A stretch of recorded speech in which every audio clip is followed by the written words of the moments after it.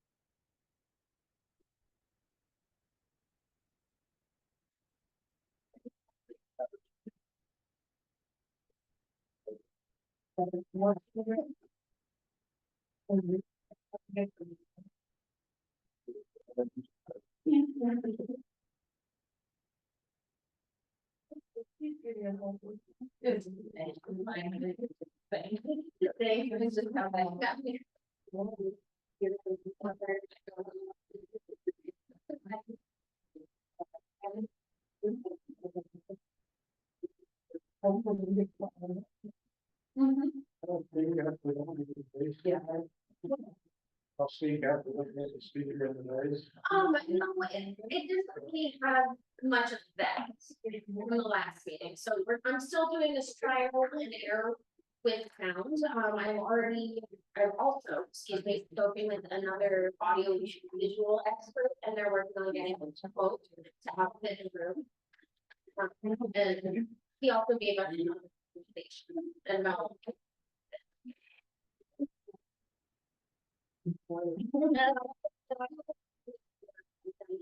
that kind of technology and what the capabilities that we're asking for with the audio and video quality that residents are asking for. It is going to be a bit of money. It's going to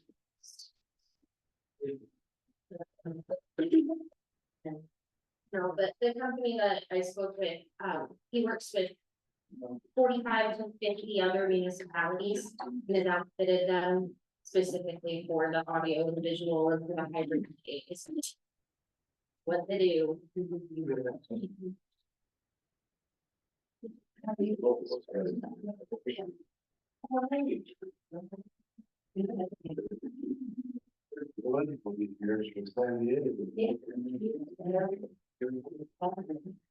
Oh, yeah, I'm from, Orange County, yeah, definitely,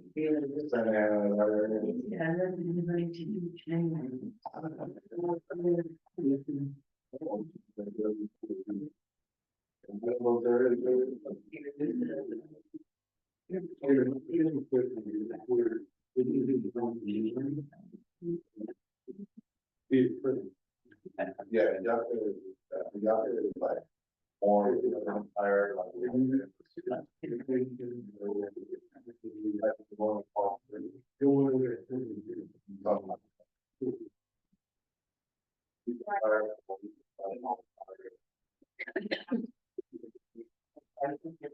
you know, the fire over there.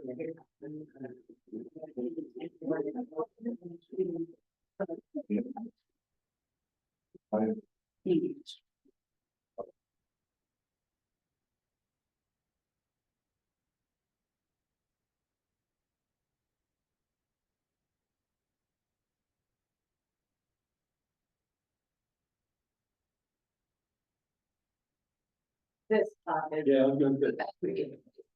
Dying, so that is our plus for tonight.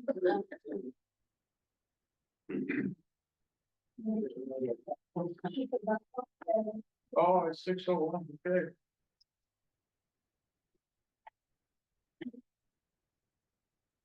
So we will call to order at 6:01 on July the 16th. The board of trustees, town of Collbran.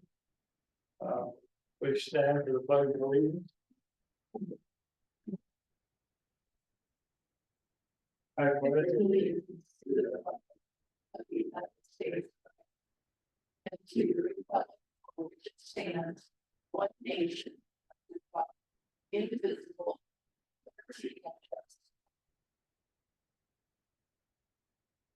Thank you. Roll call again. Trustee Sen. Present. Trustee Evans. Here. Trustee Winkleblack. Here. Trustee Franks here. Mayor Todd. Mayor Wilcox, I am so sorry. Here. I am so sorry. I can't believe I remember that for months now. So all are present. I apologize. No worries. Oh, Are there any edits or deletions to the agenda?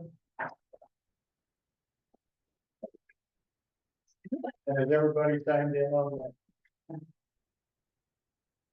Visitor sheet? Okay. Then we can go to persons not on the agenda. Please limit your comments to 3 minutes and address your comments directly to the mayor.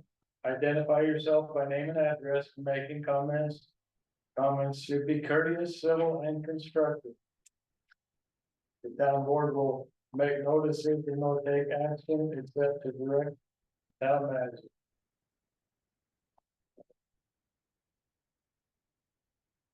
Is there anybody that would like to speak to the 3 minutes? If you have a list? I signed up. Go ahead. Yeah, no. yeah.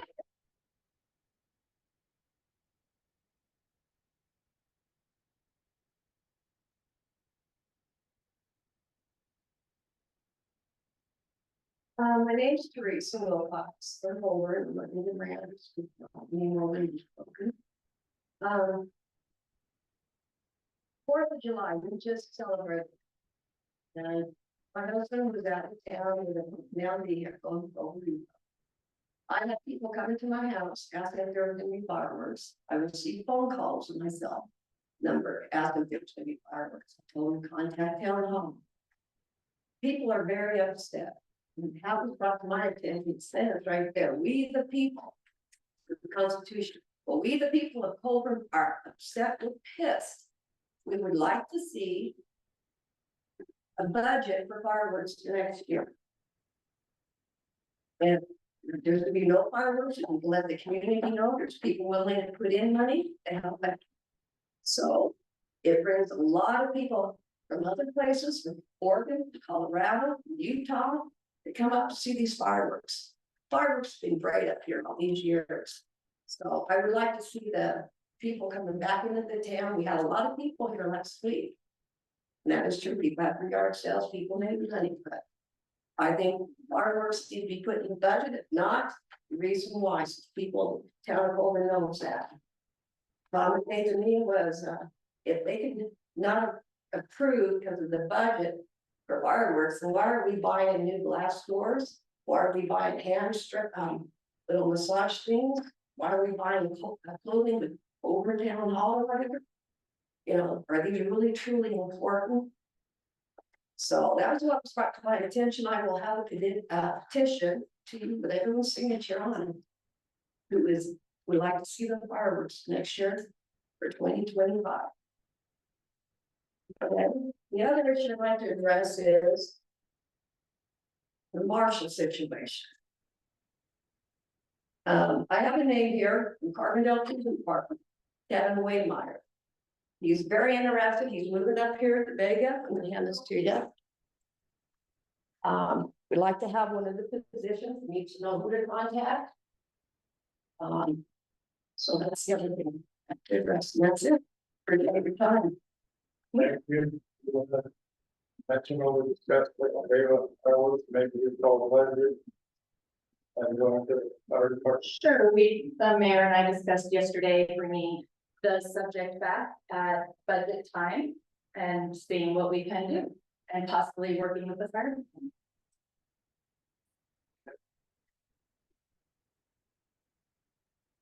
So we have. Was it? Can there be a flyer? I'm sorry, can there be a flyer? If you guys do approve it for 2025 or fireworks put in with their mailing or something? to let the town know or somehow contact, let all the community know that if it is approved for next year. I don't know if it's on the board or on the county, on the internet, however you do it, just if people could be notified. It's gonna be approved. Well, Thank you. we will certainly keep the public updated as to how we can move forward on that, so. My understanding that the contract somebody to conduct the fireworks usually have to be done a year or two out. Because they're so busy. And as I recall, the last fireworks that we had done was several years ago. The cost of fireworks in themselves was $50,000. I'm only a little bit of the amount, so I think that's something that we need to be aware of. Is what it's gonna take to contract somebody to conduct it, and how much it's gonna be out of it. No guarantee versus the fire bans. Yep. Which is always a concern. And you don't get that money back, generally.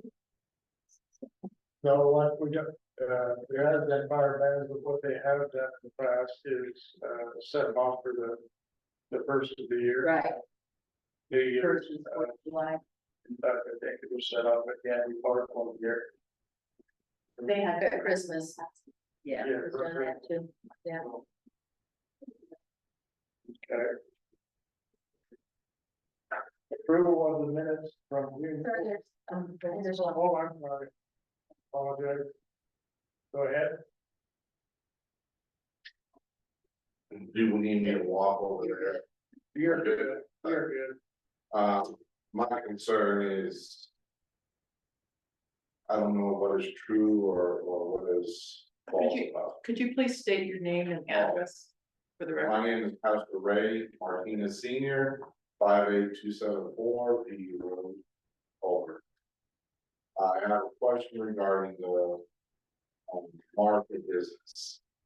I've been hearing that you guys are looking towards contracting out to Mesa County. Why can we not have our own marshal? I mean, you guys have had plenty of time to do interviews, been over close to now going almost close to a year.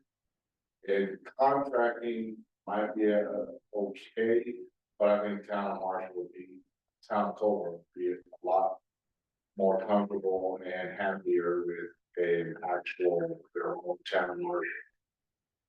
I know the citizens would be, but perhaps Carla would be best to have her validate. Because of the budget is primary concern. Would it be advisable to wait? This is an item on the agenda, so perhaps we could address that as part of when we get to that item on the agenda. Will I be able to speak in regards to that since you guys are bringing that back up because We'll there are some questions in back, what was it called? Budget, price, on an amount that was for the budget for the contracting out. And I would like to ask why it's so much and if you guys are going to put that out, why can't we use that to get our own markets? Okay. We'll discuss that when it comes up on the agenda. Thank you, Your questions are answered. thank you, Mayor. Anybody else? Okay.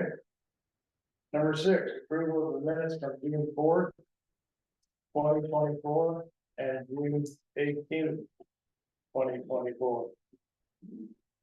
So before you approve those or don't approve those, we did find a couple of errors and have corrected them. All corrections are in front of you.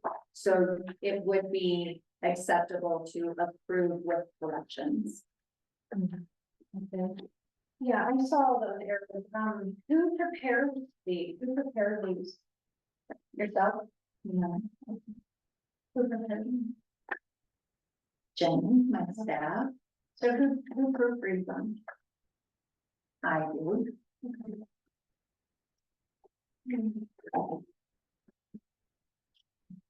Error just ended to see the same error over and over. So, yeah, it was a formatting error because we were trying to get more efficient on our minutes. And so we were trying something new. The formatting didn't quite follow. I like this new format. It's a lot easier to read. Yeah, I do like this. so on the minutes for June 4th.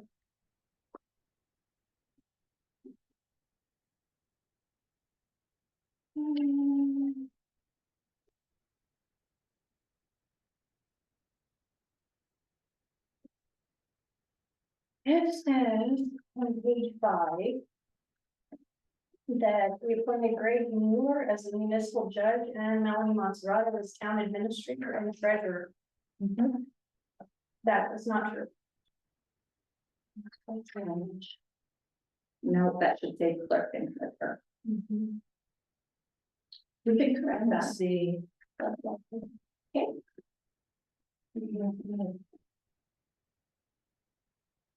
And is there a reason why this still say draft? Because that is the draft and he will sign the final. I actually recently took a workshop on writing fishing minutes for municipalities and draft forms that you all have been seeing should have that one. Consider approved Then the watermark is. water.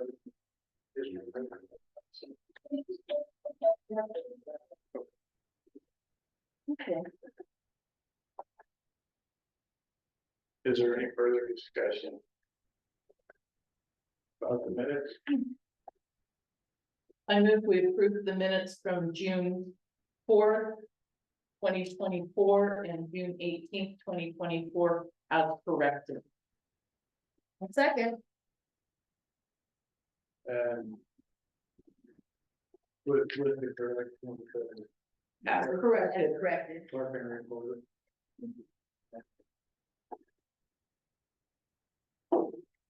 Here a second? Yeah, second. Okay.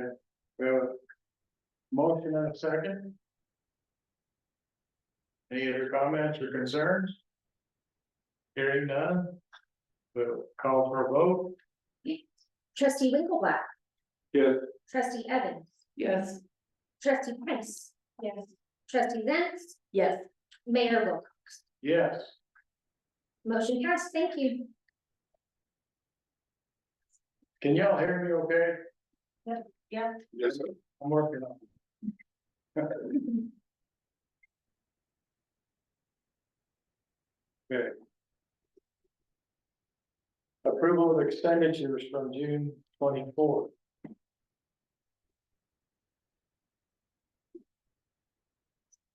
I have a question about Mark Laird's,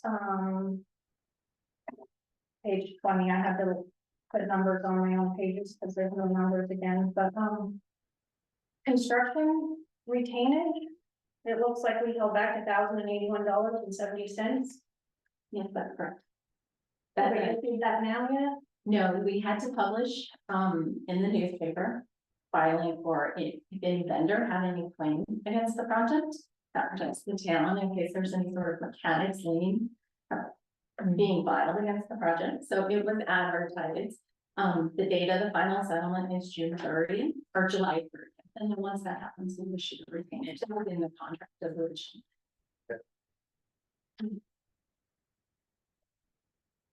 And that is normal practice. We do that with all of our contract, all of our construction.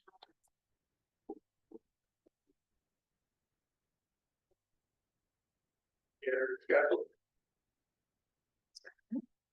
Sir, So what day is this check gonna be issued for the record? As soon as possible after July 30th. Does he know that? He has had a conversation with our public works manager. Yes.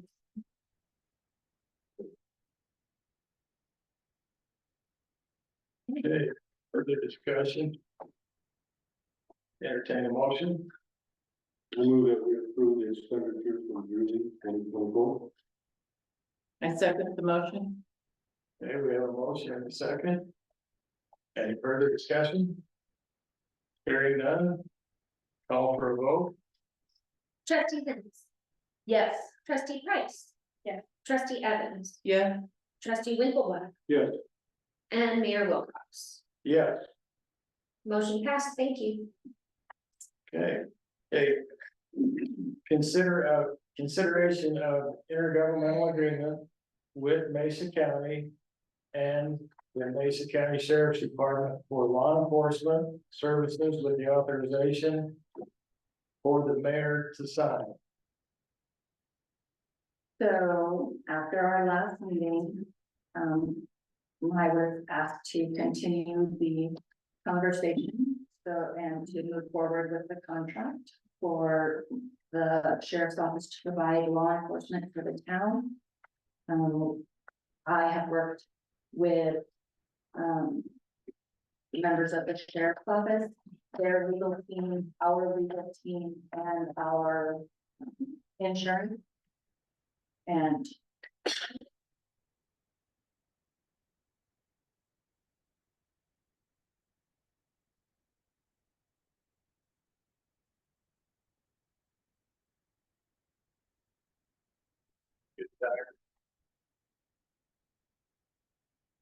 Is it okay to ask my question regarding that?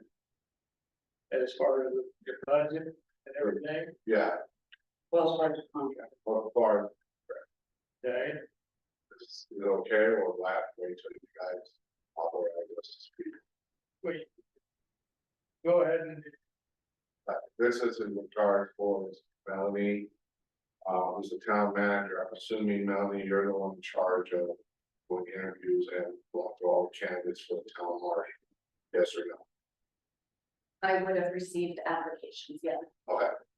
Based off of that and what was heard, that there's a very strong candidate that's willing to, is moving up here.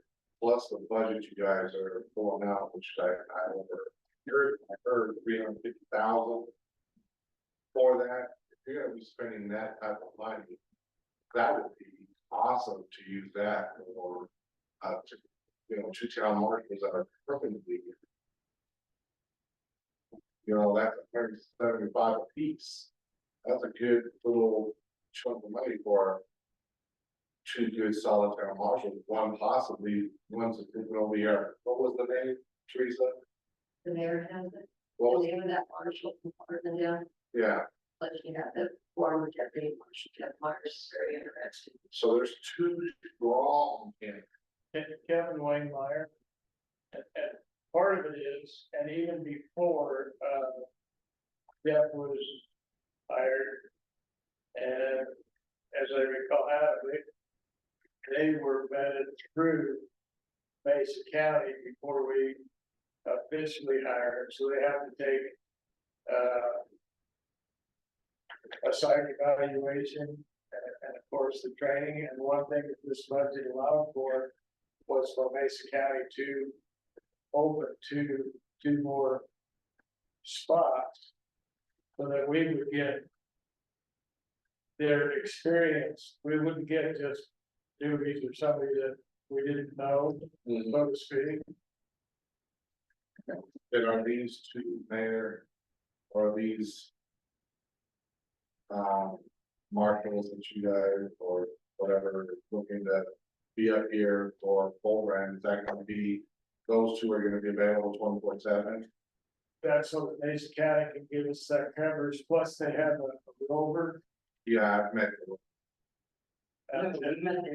Yeah, Which will be trading out from time to time, as will the two marshals, but yeah, we'll have, from what I understand, the 24/7 coverage. But they're not gonna be right in town, they have their travel time, of course, and if something comes up. It's 7 day a week, not 24/7. Right, seven day a week, 7 day a week, not 24/7. would you guys be looking for a permanent, with those two candidates, that are possible? That's one thing that's also left open, and the sheriff's department explained that if it did not work out, that we could consider a marshal's office in the future. We just need to be aware that between having two marshals and the evidentiary, office in the back, the way things are handled properly, because it's not the same as it was 5 years ago.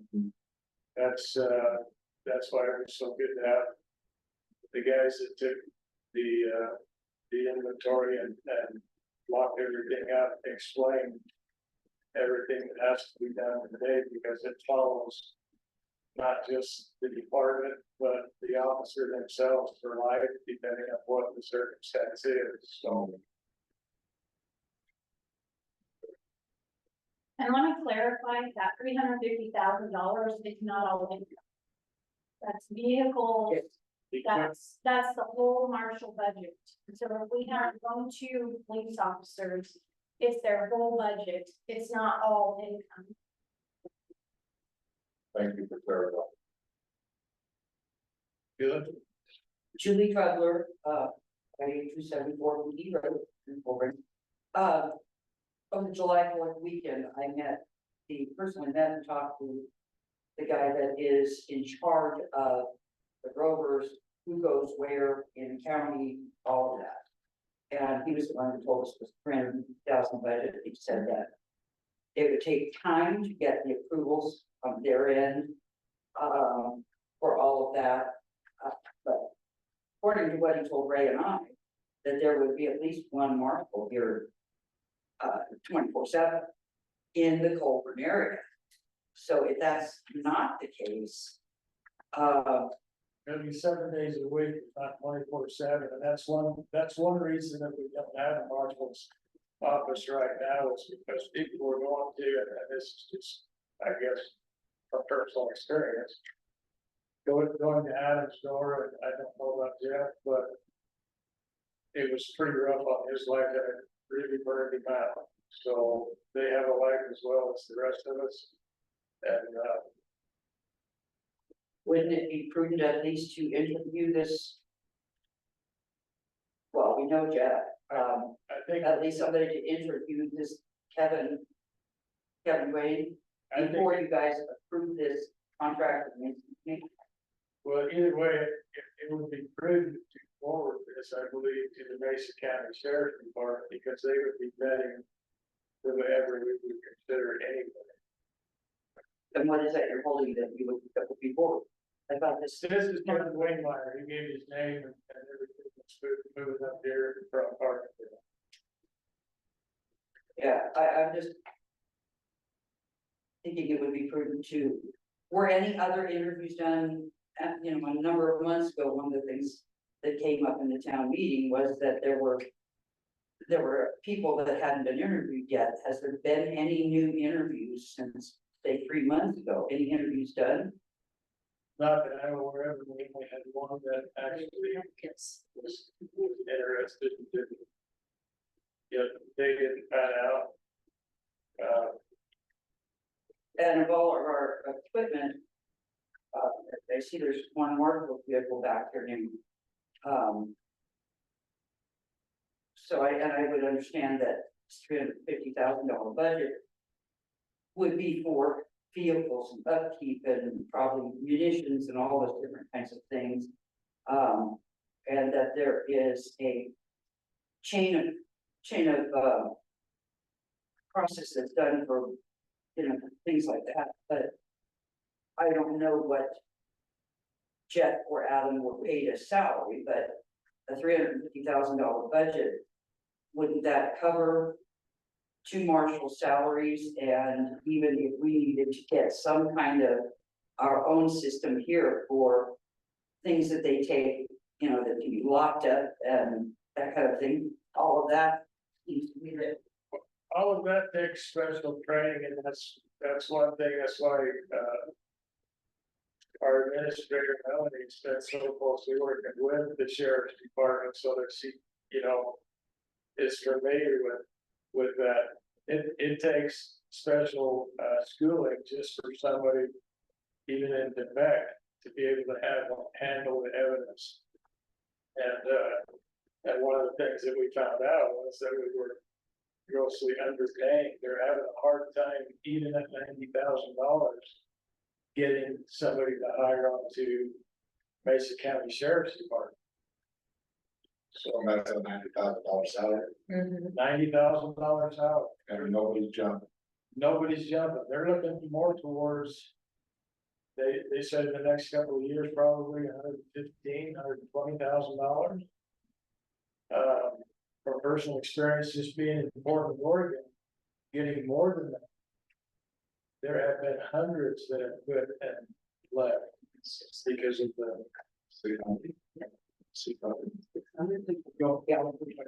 They're just dropping like flies. You cannot get somebody to come to your residence, even if they are camping out in your yard and doing other things, so. This is our quickest way to get some police enforcement up here, is to contract with. So if Jeff or Kevin are interested, they're more than welcome to contact the sheriff's department. And apply to them. But according to what you said, that we won't have a police presence 24 hours a day. Gentlemen, we talked, you said, yeah, with two people, you know, there'd be one up here and then trading off and having a second. My understanding, what he told us was, we would, in fact, he said, flat out said, that there would be a sheriff up here 24 hours a day, wouldn't always be the same person. And they would be rotating them in now because he's in charge of all where everybody goes, but we would have police presence. If we don't have presence here 24/7, who's, you know, there's things that happen during the day, but there are things that happen during the night. Well, even when we had a town marshal, we did not have 24/7 cover. We did not have 24/7 presence. We had 24/7 coverage in that when our marshals were not on duty, the sheriff's department rural area deputies would cover our town, but they weren't necessarily in town at that time. If we had a call, they would respond. We would have the same type of coverage now. We would have one deputy here every day, 7 days a week, covering the town during their shift. And they generally have, I think, 10-hour shifts, I don't remember for sure. So. And then when they're not here, we would still be covered by the rural area deputies. So what would be so with this new contract that you guys are proposing? A lot of these residents would like to know what would be the response time instead of if you got a call at, let's say 9 o'clock in the evening, 10 o'clock in the evening. And one that's, his shift is over, it's gonna be another 45-minute or close to a 40-minute response time. So with this contract, what would be the response time for a lot of these people that are looking at somebody being there ASAP? The same as when we had a marshal on off-duty times, it would be 30 to 45 minutes. Even with the marshal living in town, it was 30 to 45 minutes if they were not on duty. I have not had my personal experience. When I had a call at nighttime, I didn't wait 45 minutes for a Mesa County Sheriff. The call went 911, 911, contacted Adam, and I had someone in the house. And it was not a 45-minute thing, and that's, I think, one of the people's big concerns here, especially with fentanyl movement in here and the drugs and stuff that's gone on. A lot of it in the outlying areas, but a whole lot of it is going on in town now. And I think that was one of the considerations that a lot of us as town people have had that consideration about, you know, if it's 2 o'clock in the morning and something's going on, calling 911 and waiting 45 minutes for Mesa County Sheriff. And there again, that's been happening for a good 5 or 6 years at least. I mean, Adam was the one that when fentanyl first came in and spoke to the board and to the public as to how cheap it is to get, how easy it is to make, and then the profitability of it, and then it was going to be a problem before it ever really became a problem. So Mesa County Sheriff was they're working on that. Well, I'm not, my emergency at nighttime was not a drug-related emergency, but. You know, it just, how do you, knowing that I can call 911 and someone will be here within 15-20 minutes. And that's my concern. It's great to have them here during the day, but the bulk of their job during the day, it's gonna be giving tickets. Speeding tickets. We need that. You know, and yes, they'll respond to calls or dog bites or all the other stuff that goes on in town. They said they would be here at night as well because they warned us about DUIs as well, not just speeding tickets. Okay, so. You mentioned a 10-hour shift, I guess said that a 10-hour shift during the day. We said a 10-hour shift. 10 hours, 7 yeah, days. we don't know their hours, and we, Okay, actually, yeah, thank you for that. clarification. Right. we don't know their hours, it's gonna be, you know, Right, okay, they're, that's my everybody fault. knows their That's why I hours. assumed it's daytime. Watching the store, you know, when it hit the store or bank or whatever, so. Okay, thank you for that clarification. It's just, we just got a very bad concern with it. Absolutely. It's just too much stuff is going on and it's increasing quickly. And we just, the town wants to feel safe. That's basically it. Safety is a high priority. You know, a lot of elderly, it's your citizens, handicapped like myself, you know, the response kind of, you know, that's something you guys might want to do. Well, I think too, we need to remember that when a call goes out, it goes to the closest. So if Mesa County is tied up, they're gonna call the back of Palisade. We have a trickle down call for any emergency, and we always have. So if Yeah. someone's not available, it goes to the next in line, and that's always been the place, whether Adam was here or not. Yeah, there's been times that the sheriff's department was here first before Adam, there's been times that the back department was here first. For Palisade. Over the years, so. Okay, great, yeah, I appreciate that. Thank you very much. Is there anything that's add or? Tony? What's the price difference between the contract and having 2 months of it? Well, according to the estimate of what the sheriff. Of what we needed, we would need 2.5. Staff, I believe, is that correct? I don't know, more like 4 to 5. 4 to 5. Three, maybe 3.5. Versus 2. At any rate, because we do need somebody. That can handle the evidence and is trained and is educated and that, not just a year or two, you know, we don't want a greenhorn that. Has no experience, so to speak. So, yeah, it would be very equivalent, if not more. To have our own. Marshal's office. I think we anticipated that it could be as much as double what we have had originally budgeted to have an adequate marshal's office that provided all of the services that are required by a law enforcement. But man, don't you think? A town like us should have something like that every other town has that. No, and a lot of times, as the sheriff's department explained, a lot of towns are going this way because they can't afford. The budget, just like if we double that, or say we had $500,000 budget to have our own law enforcement here. That's the one thing over that we do get in Collbran, because we live on the mesa, people come up fishing, you know, camping and everything else. And partying, but. And Mayor too wasn't part of that discussion, the liability insurance to cover not only the town, but the marshals for being here and that compliance with the different roles, the evidentiary and the chain of command, and the storage person can't touch the evidence and the arresting officer can't.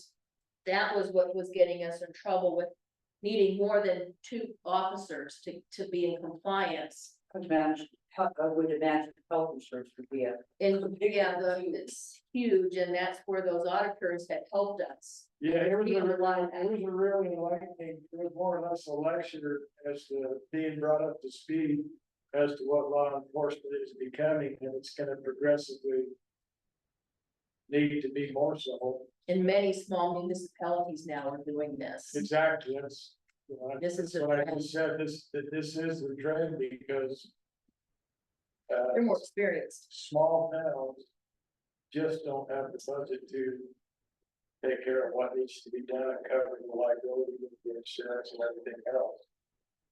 And just for comparison, the back marshal budget is $1.2 million. And Into that. That, for that, one side. They have like 5 or 6 officers. yeah, so they have a much larger department and they have been having trouble filling their position. They have vacancies and they are offering, I'm not sure if I can find what their entry level salary is, but, they offered $30 an hour, and he said they can't find people to work, so. And they have a different source of revenue, obviously, that the town doesn't, I mean, 1.2 million is basically bigger than our budget is, period, so I think. You know, that was the struggle that we had. And the posting for the town marshal has never been taken down. It is still an active posting. And since we got the original, 4, 5 or 6 applicants, there have been no new applications. Is that because of salary, probably? We don't know why. And Would it be part of possible it is because to begin with, the town marshal that comes here is going to be a one-person show until they get the lay of the land, and then they can try to hire a new, a deputy to assist them, and that takes time. And, you know, we may have to send that person to post training. We may be able to get somebody who's already been, but it still takes time. And it is just more than one person can do. Is it? I just kind of had this thought, but, you guys are revealing a lot of information that I didn't know, so I appreciate that. I heard that Jeff is interested, and then this other gentleman is moving up to David. What if the contract with Mesa County was a little bit different and incorporated into having one guy that's local to us as our marshal, working in conjunction with them, instead of Mesa County, 350,000 or whatever all involved that contract. Maybe that contract is lesser to have. That's even possible, but Well, that's the one thing they did leave open, that they are open, I mean, we're not stuck, if we need to make adjustments. This is something to get us going. We went through this, you weren't here 33 years ago, we've been here almost 34 years ago. And about 33, 32 years ago, we went through this whole process like we are now, and just as Hilda said. We went through several markets before we finally got out of it, stuck it out for so long, but it was a one-man band or a one-man show until we could bring somebody else. It's like we're starting off fresh and new, only we're having to come up to speed or into the 21st century. So to speak. yeah, that's why I was thinking, Jeff, This is a been here, done that, and this has totally different. familiar and be able to have, I mean, maybe, his part-time or his contribution would be at the night times, it's, But if we could get Jeff to, or if he's even interested to interview with Mesa County Sheriff, then we would have somebody local. And maybe. yeah, same thing with this Kevin guy. Like I said, But this opens 2 spots, so Mesa County. That may be a plus for them too. that's great. But we also have to remember that the sheriff's department has already stated that they will rotate the officers. Yes. It may be 6 months, it may be a year, but they will rotate the officers through. So we can't be guaranteed of always having somebody up here who lives up here. We're gonna have to adjust this according to the needs. How was that position advertised on the internet, newspaper? All of the, we on the internet. I mean, we have Sam on Zoom right now, and the day we send, I know he'd be more than happy to put something out that we're looking for. I think at this time, we're not looking for them unless we decide not to approve this, but Here's the thing, Julie, one of the things that the auditor said, he's a retired police officer. He still has to go into the Mason County Sheriff's Department this week to work on his stack of lawsuits. He said one of those lawsuits would bankrupt our town. This is not just, So if Jeff wanted to apply, that's like you said, go to Mason County and make people apply through them. it's an umbrella for our. Yeah. No. Thank you for the I mean, information. either way, Mason County and the administration is. We're doing the best we can to look out for the town and learn a lot at the same time. It's a real reality check. I mean, that makes sense. So just to clarify, it's 350 for Mesa County. Yes. And it would be 700,000 to 800,000 a year for us to have our own Probably minimum, minimum, plus the town takes all the liability. yes, Right. yes. I think that's what everybody needs to know. Is that it's gonna cost a lot of money and the liability is on the town. And I know Bill was here at that meeting, as was, all of the candidates. And I'm glad that we were, because it was a real eye opener in education. Mason County, and I get the current, status of law enforcement and what it takes to do it. As Jeff indicated, this is our intention to try and get law enforcement as soon as possible. The contract becomes effective 1 August, if it's approved by Mason County, is that correct? So this is the most immediate thing that we can do to provide some law protection up here in the valley. So if we want to proceed with trying to find our own marshal and everything, that's a possibility. But I think for right now, this is an immediate effort that we're taking to provide law enforcement to people of the town of Collbran. Oh, it makes sense, Gary. I mean, Gary, right? Yes. It makes sense. The more you guys are explaining it, and as you guys are getting information, it's starting to make sense. So, I mean, okay. So just so I understand, the 350,000 is just from August to December no, or for a no, whole year? full year. Full year. Oh, thank you.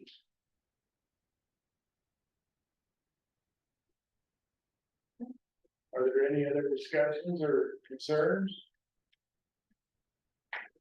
Yeah, I did have, when looking at the document, I looked at, I guess we're on Roman numeral 2 and going down to letter H. The sheriff will take over the management of record keeping, evidence collection, and retention and storage of property. And maybe that's something I was looking at. I wanted to look at, basically, it kind of indicated that, what I was looking at, and I highlighted it somewhere, I can't find it right now, but, here it is. Pardon me. Says that we'll work in good faith to negotiate a cost sharing agreement to fairly apportion between the parties and additional costs associated with response to catastrophic events. So I would think that in catastrophic events, even in the times that we had Jeff and we had, Adam, that if we had those kind of, as they indicated here, large scale flooding, wildland fire, riot, disease epidemic, cancer, terrorism, etc. So had that, prior to the time when we had our law enforcement, wouldn't that have been covered by Mesa County anyway, without any cost to us? No, so there is, when you have a large scale incident, they bring in an incident command team. And then depending on what is affected and where, then the cost is shared out. It's gonna depend on the nature of the reimbursement. So if it's something that the town needs to kind of own, because then we could say get FEMA funds. Whereas it's not big enough on the scale of St. Vincent County, then it might be that we take responsibility. With quick fire, there are specific ways that gets negotiated down, depending on if it's private property, federal property, state property. So I think, you know, it would, I think what the language in there is what would have happened before. So that's where it exists. If there was a crime that kind of exceeded our department's ability to investigate or respond to, the sheriff would have come up anyways. And they did on multiple occasions for any large scale crime, so that's going to be the same. But those other natural disasters, again, we would sit down with that fan team and then bring something to the board that says, here's how we're proposing to deal with it. But I think it clears the lines of command to where they can just bring in, because that is one thing that none of the town staff has incident command training or anything like that. That's one of the first things we'll probably do with the sheriff's department is train with them and figure out how we plug into their incident command framework. But it's a lot stronger, I think, and brings a whole level of resources. They can bring up, portable cell towers and bring them in. And, they just have all those resources. They would have done it initially, but it would have been our responsibility to ask for it. And if Ford wasn't available or the marshal had been out of town, it would have been very difficult. So this is their attempt to really clarify that. And that's good to know that it's a pre-existing situation and not exclusive to our contract. Right. I had one more other question. It said, from time to time, one or both of the Collbran deputies may be on leave for vacation, sick leave, FMLA, training, or other lawful purpose. In that instance, there may not be a dedicated Collbran deputy on shift, and calls for service will be handled by Mesa County Sheriff's deputies as assigned by the sheriff. So is that a possibility that that it coincides that one is not on duty for one reason and the other individual is not on duty for another reason that will happen? We had this conversation with them, and so whenever they're doing scheduling, they would try and cover those spots. They could end up being, we might have 2 days without somebody, we might not have any time without somebody, but those people who their leaves have to happen too, so. And we would still be covered by the RAD officers. They just wouldn't necessarily be here like the Collbran deputies would be. And you guys pushing with this fentanyl meth issue increasing here in Collbran, are you guys pushing for more investigation or more trying to get this brought down or eradicated?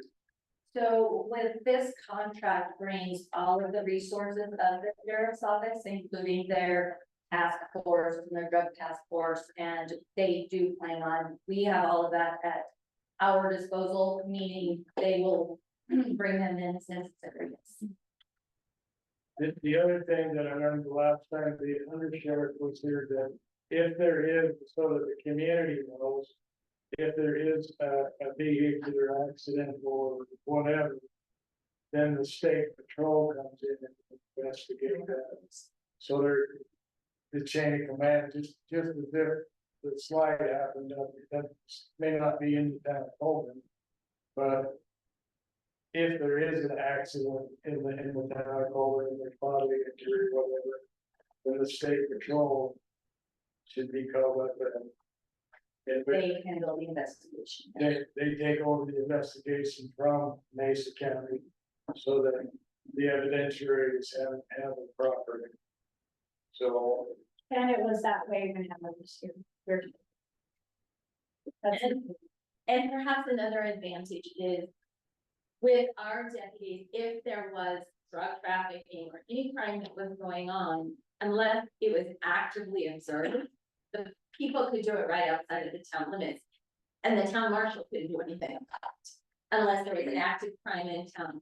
now that it will be the Mason County Sheriff, they can investigate somebody who's 3 feet from the town line.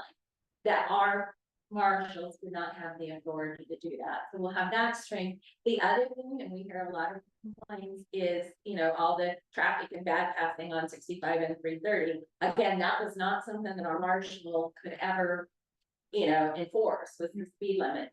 The Mesa County deputies will be able to enforce those. And so, as they come up and as they drive home, now they're going to be spending more time on 330 and 65. So, That's also. You buy it, correct. right? Yeah. Yes. So, the fact that they are not limited to just the town limits, and they have pledged that unless there's a significant event, they will be in town limits during the shifts that they're scheduled for. But again, if there's something going on just right outside town limits, they can address it, which was always the challenge for marshals. And then you got into, trying to coordinate with the sheriff's department. And if we see drug activity going on. Or. Of any sort of that stuff. Who do we call? Basic County Sheriff?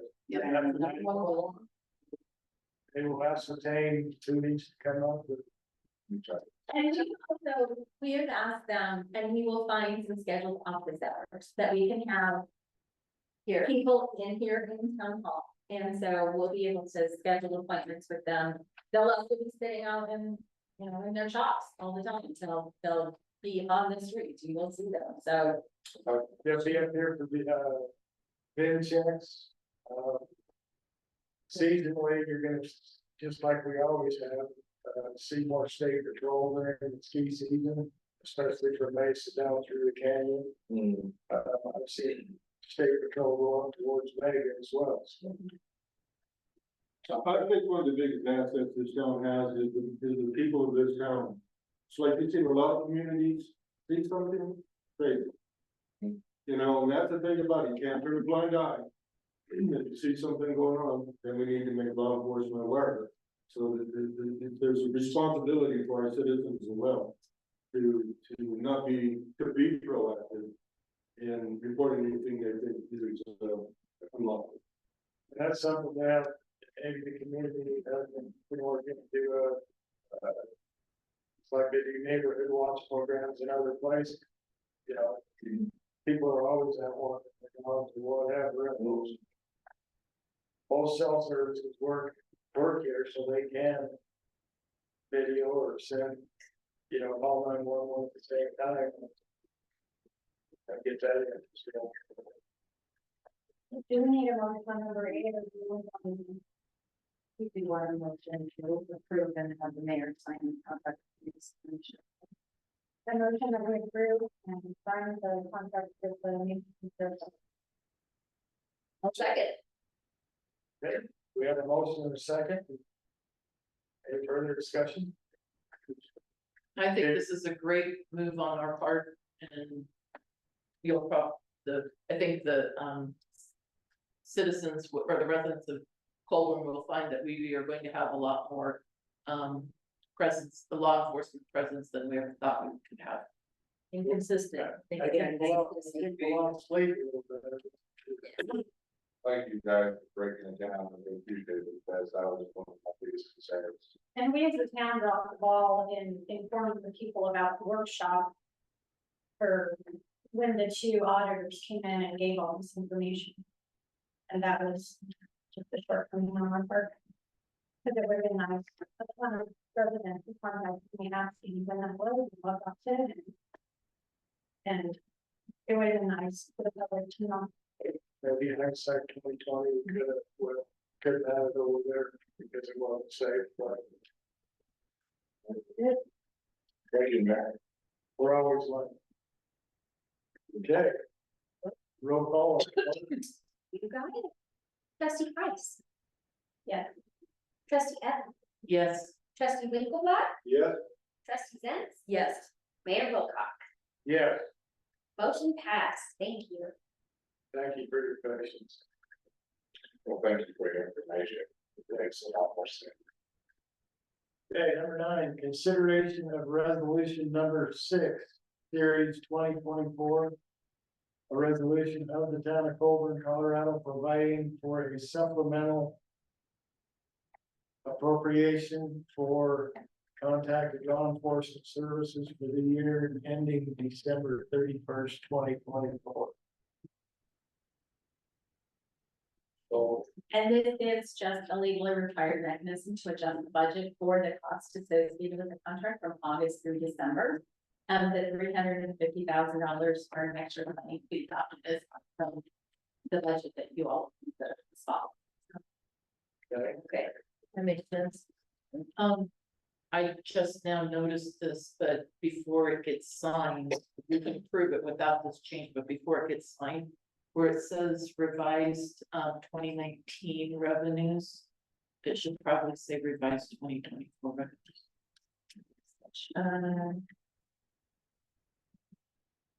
So I see that. To approve as correct. Oh, yes. Yeah, I will edit that. I will sign it. What gives me?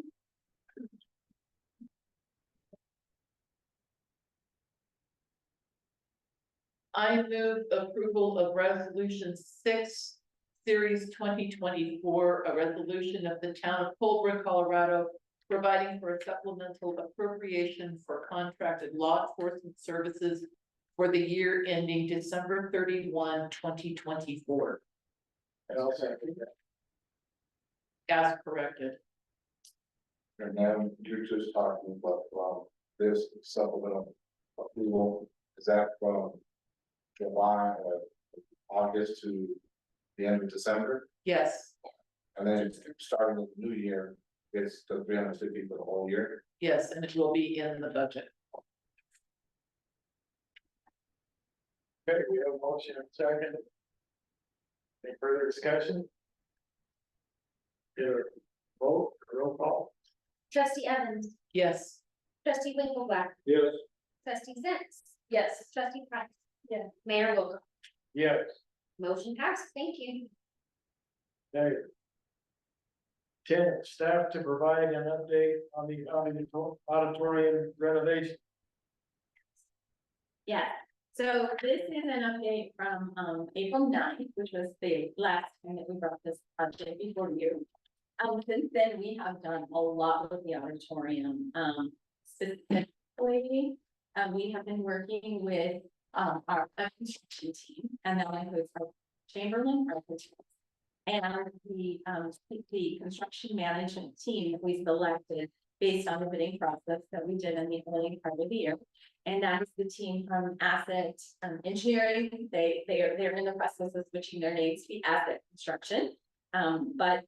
And so that's why you'll see a lot of the DBA reference in there. So we have been working with them. And so what we did is we as a team worked together to find a project that would meet the budget that we had put together. And we believe we have that pulled together. We did run into a recommendation from the structural team that we do some additional structural steel inside the building. We presented that to DOLA and received some supplemental funding from the project to cover this cost. So all of that funding is in place. We received the final award letter for the supplemental funding the other day.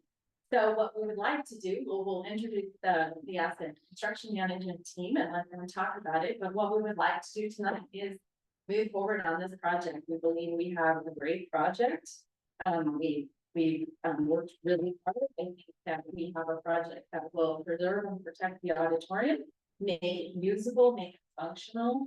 We've already done the asbestos remediation in the building. That's been taken care of, and that was funded with some grant funds. And so what we will have is we will have a building that will be completely flash or sided in metal roofing and siding. It will be watertight. It will have new furnaces, a new ceiling and lighting, electrical, and so we are very excited about that. We went through and we tried to capture, the cost that we spent to get this project shovel ready. And that is on I think it's the third page of the update that we presented you. And so what we've spent, net of the grants that we received, is about $112,700. So that was all of the different design work. The geotech studies, that includes the temporary ceiling that we did to the roof a couple years ago. So the fixed cost, the sunk cost you can consider already is $112,000. And then based on the grant funds that we have received and the actual projected cost, we are asking the board to make an investment of, and it's on the fourth page, of just a little over $400,000 of your 2024 budget. So that means that really your investment in that building, kind of all in, if you like to think of the HGTV analogy, your all in cost is around under $520,000 to preserve that historic building. It does include painting and fixing the facade, putting the new lettering on, all of that stuff. So that is what we are asking for. So we have a series of actions tonight to actually, kick this project off and grant us the various authorizations that we need. But that's kind of the bottom line. Because we are asking you to allow us to proceed with this project based on that investment. The heating is that gonna be an HVAC, so it's gonna be heating and air, or just heating? At this point, it is just heating. We did not have the available funding to do cooling. Now, there are areas, and we are putting together a wish list, and we can talk about construction contingencies when we get the asset team. But we will have a construction contingency, and then we've also put in the budget a smaller owners contingency. So as we move through, we can look at things like that. I don't know how much that would be. The other thing is we can look for some different grant funding, things like that. The units that we are putting in will be compatible with the future. So they could be converted to. Yes, we can add the children's in. Yes. Yes. That can be about responsibly the projector and plexiglass or something, so they can be used. Yes, that is part of the existing scope, is to leave the two projectors up there, but kind of glass them in so that they can be seen by the public. Really appreciate it. Yeah. And that all includes the American Disability Act, or handicap chairs, wheelchairs, bathrooms, up to code. So it does include fixing the ramp on the south side of the building. Because we're removing the furnaces, we will make the hallways going back to the restrooms large, we will widen that area. Because this is a remodel, we have a different level of need to retrofit for ADA, but it's definitely our goal. Now, we are not redoing the bathrooms as part of this project. That wasn't within the budget. So the bathrooms themselves are not being redone, but that is something that we can do in future things. Shouldn't you like the air conditioning? Shouldn't you consider the ADA part of it or list of higher priority? Because I mean, if something were to happen, the ADA gets involved, that's not okay. So what we can do is, based on the direction that the board might give us, we can ask that to cost out what those would be. And then the board to determine whether they wanted to fund those or, remove something else from the project and put that back in. So that is probably, I don't know how much of it we're not meeting based on the current project. From what we understood from the discussions with Mesa County Building Department, the restroom facilities were okay, but we can certainly do an assessment and see if they are or are not. But the ramp on the south side will definitely be addressed and made accessible. Thank you.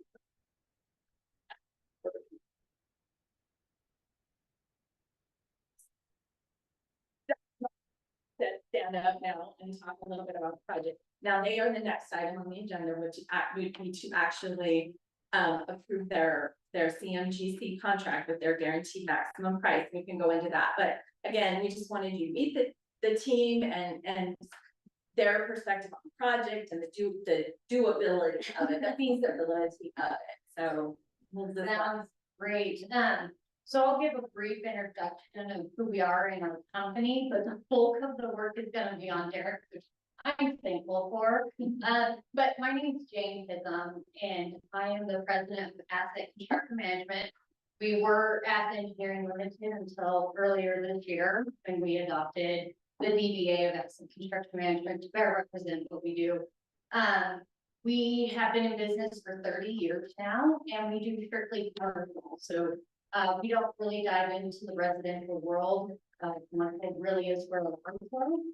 And we're also a small firm. We have 9 people on staff, and we're employee owned, which is really exciting. We've been employee owned since 2019, when our former company president worked with us as the staff to find a way to transition his ownership to us.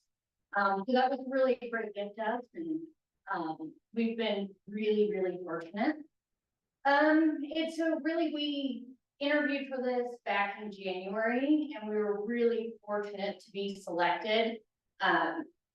We got a chance to interview for the project, and so since that time, we've been working through pre-com with Melanie and Carla and Chamberlain, and have gotten a chance to learn about the auditorium and the history in every meeting. That's just come up with how important it is to preserve the building and to make it really useful for the residents. So I just really bought into this, and our company is really excited to take this on and to have this be part of our journey, and to be, you know, with you as you take this into the next century. And Derek will talk you through the schedule, talk you through estimates. We put this out to bid to subcontractors, so the pricing he's gonna cover is the pricing we've got to make this project happen. And so we don't need to go back out to the streets to get more numbers. We have a full package that will get you what has been designed. So I'll turn it over to Derek, and he will answer the hard stuff. I'm Derek Hamilton, I'm the Vice President of Asset. I run the construction side of the company. Over the last 5 or 6 months, we've been working with the town of Collbran, the design team, through the pre-construction phase of the project. And really what that is Chamberlain gave us a 50% set of drawings. We take that out, we put a budget together, we come back, we sit down as a team, see where we're at on that budget, see where the needs are, and we adjust the design based on the cost. And we've worked through that to get to a GMP where we have the final design that we're able to take to permitting. We have that in with the county to approve, sign off on all the permitting, saying that code compliance is there, the safety is there, the structural sign off is there. And then we have a GMP estimate being the guaranteed maximum price, and we will do this project, we will complete this scope for this dollar amount. We went out, like I said, to dozens of local contractors, more than that even. We put it out to public bid on the WCCA, BidNet. So every local contractor got a chance to look at this. We vet those bids. We look for the lowest qualified, especially being important on historical buildings like this. We recently completed a project on Main Street in Grand Junction, Ramblevine Brewery. It's another 100-year-old, it's a brick structure. We've done work on the Melrose. That was a 100-year-old building. And it's unique. We don't just want any contractor in there ripping and tearing. We need to really take care of the existing structure while we're adding to it. We feel like we have a team that can do that. Once we have their bids all in, we put together our GMP estimate. And that is the amount that is quoted in the agenda of the $1,372,867.56. As part of that estimate, there is a $52,802 contingency. And I think that's one, talking to Melanie and Carla, really once we have the structure in this building, we're going in and adding 18-inch steel on every one of the arches that tie into the foundation. We get through the re-roof, they're replacing a lot of the wood framing in the roof structure. Once we're through that phase, we're out of the unknowns. At that point, we're painting, we're adding ceiling, we're adding HVAC, things that are in our control. The existing structure isn't gonna give us any, running around. At that point, we'll start talking to the town about potential wish list and saying, hey, there's 52,000 in this budget. Where do you guys need it? Where do you want to see it spent on this project in this building? Any of those funds that aren't spent, are returned back to the town. And that is not a account for us as a construction management team to pull from. If we find an issue, we feel like it's not in the plans, it wasn't accounted for, it was an unknown, we bring that back to town, we bring it to the design team, we run it through the engineers, we do a whole cost exercise until we reach an agreement, and then either agree to move forward with the change or not. So the price is solid. Schedule wise, you know, we got selected in January. You were interviewed January 31st, so then you're selected for that. Because we are pulling the roof off of this building, it was my hopes to get started by the end of June. We're in mid-July. I still think we can get this done. I worked with the steel contractor. Instead of using a crane and swinging all that steel from the top, we're gonna bring the steel into the building and we're gonna erect all the steel from the inside. So if we were to get approval this week on this, we would look to be mobilized in the next week or two. You guys would see us up here, we'd get started. There's some select demo, but our goal is to get the roof pulled off, the structural framing redone, and a new roof on before winter sets in.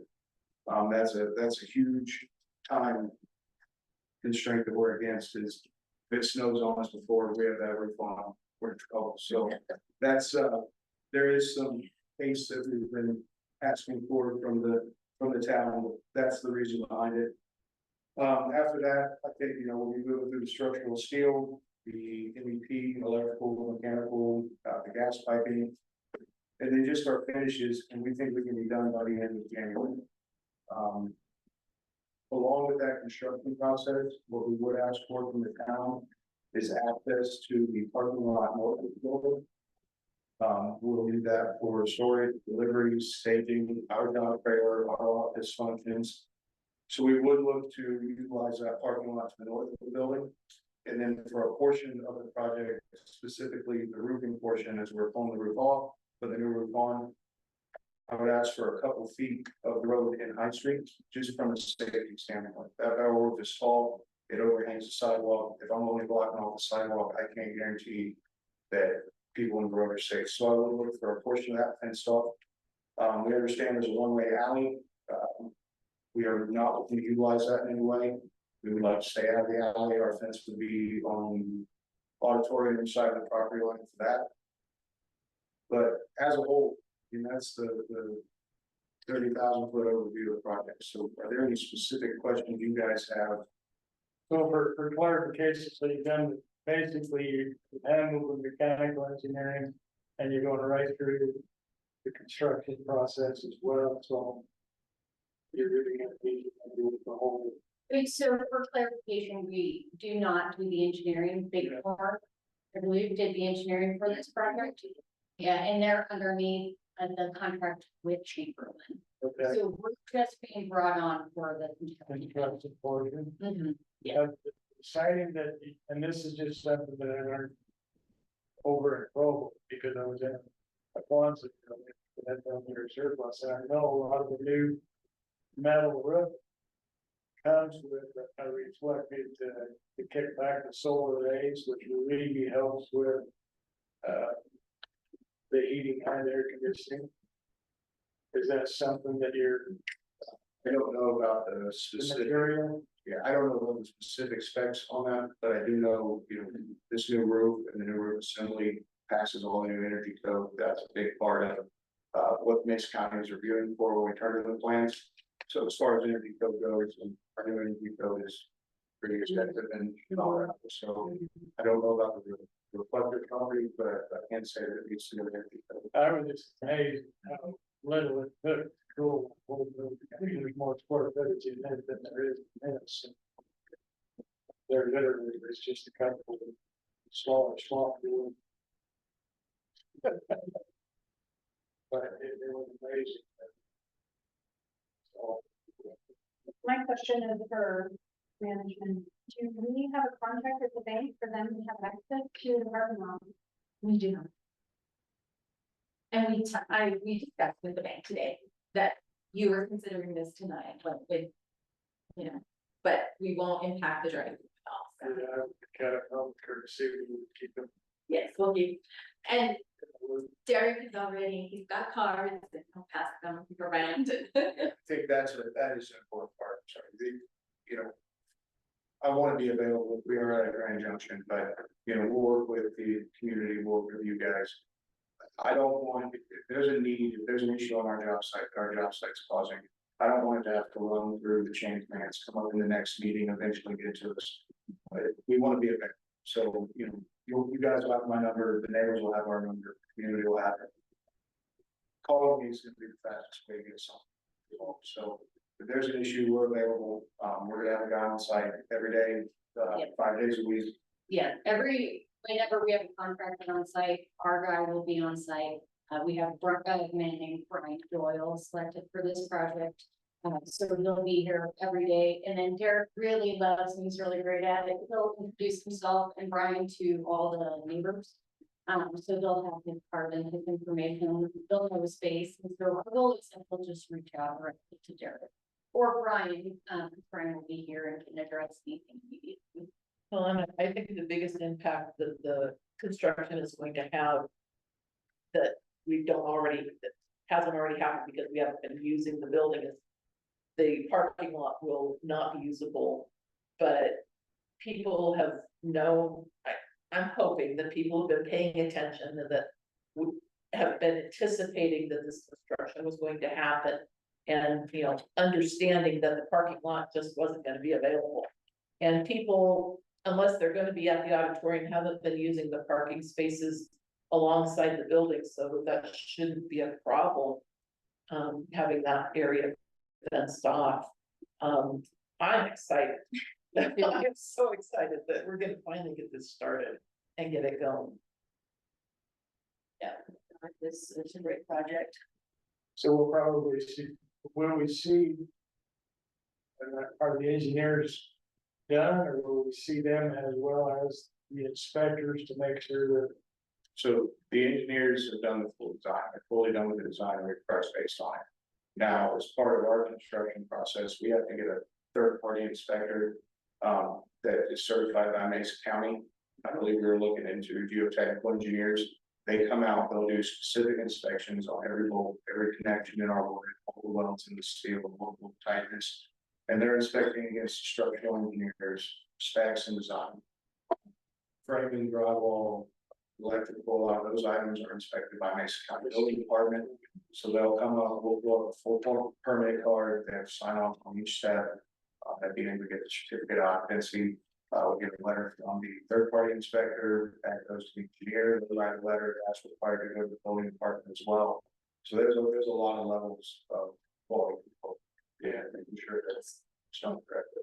And then the town will contract for those inspections, that's the $5,000 that's in the budget for those specialized inspections, so we'll actually contract for them, and then that way they're accountable to us.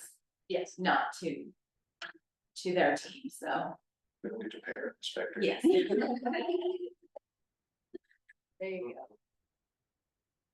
Looks great. I'm excited to get this started.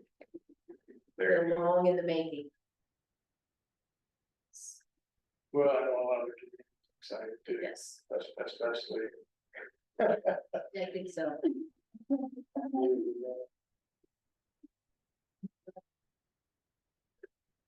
You ready to have further discussion or entertain a motion?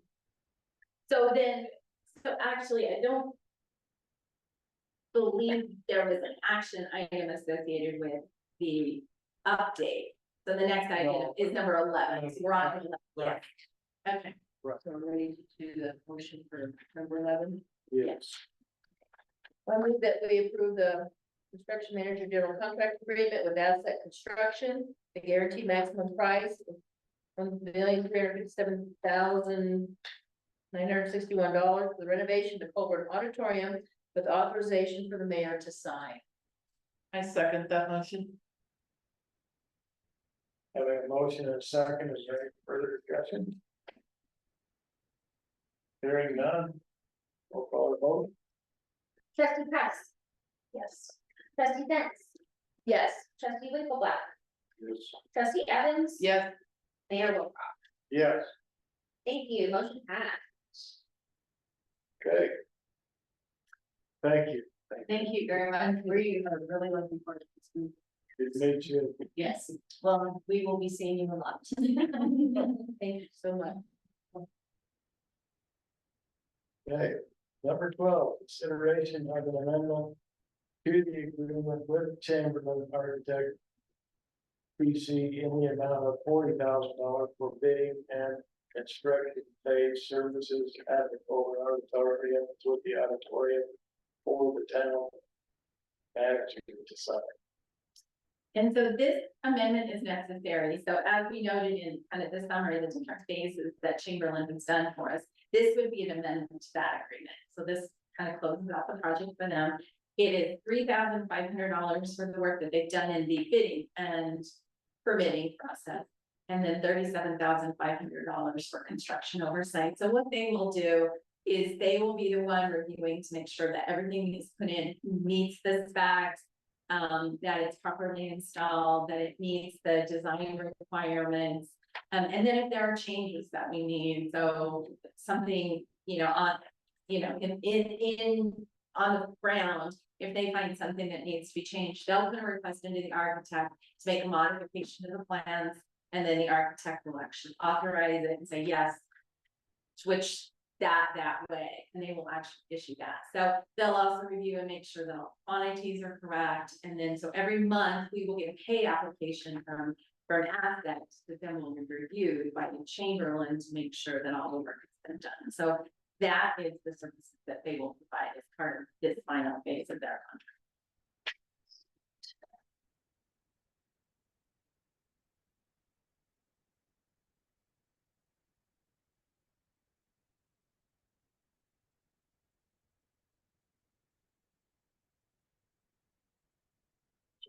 Discussion. Open to a motion. Item number 12. I move that we approved an amendment to the agreement with Chamberlain Architects in the amount of $40,000 for bidding and construction phase services at Collbran Auditorium and authorize the town manager to sign. I'll second. We have a motion and a second. Any concerns or discussion? Hearing none. We'll call for vote. Trustee Evans, Yes. trustee Leafblack, Yes. trustee Benz, Yes. trustee Pratt, Yes. Mayor Wilcox. Yes. Thank you, motion passed. Okay. Right, and then the final item on the agenda in the series of these requirements is to actually modify the budget to reflect these changes. And so, when we adopted the 2024 budget, we did not include the revenues associated with the project in the budget. And that was because they were not guaranteed at that time, and were not guaranteed basically until 3 minutes ago when you agreed to sign the guaranteed maximum price agreement. So now that we have done that, we want to appropriate those funds and acknowledge them and put them in the budget. And then the difference between the originally adopted amount of expenditure budget was $1.3 million. What we need is actually $1,540,604. So we need to appropriate those additional expenditures. And so that is the purpose of this resolution. Is that a motion and a practice? Yes. Yes. You know what, maybe on It's number 13. yeah. I just have a question, more for clarification. When you're looking at the, general fund, you have, revised, revenues of 4.4 million. And then you've got revised expenditures of 4.7 million. Are we supposed to have a balanced budget? We do not, because we can use prior year reserves to cover capital projects, and so, yes. So it is technically budgeted if you use prior year reserves, but I think it's more appropriate, to show it this way, and that is actually how all the budget amendments are. So I believe the language that you make, your budget may not exceed the amount of revenues and available reserves. Okay. So, Just needing clarification. yeah, What's that like, different savings on the past years to take care of current things? well, so it is very common in organizations like ourselves, and especially when we're debt adverse, we don't wanna borrow money. So what we have tended to do is we've saved up money and then put a project together and then we send those things down. And so, yes, so it's, you know, that is our process, to save it up and then spend it versus borrowing it.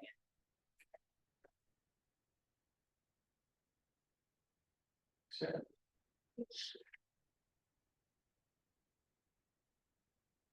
there any concerns? Anybody else? Go ahead. I'd be open to a motion.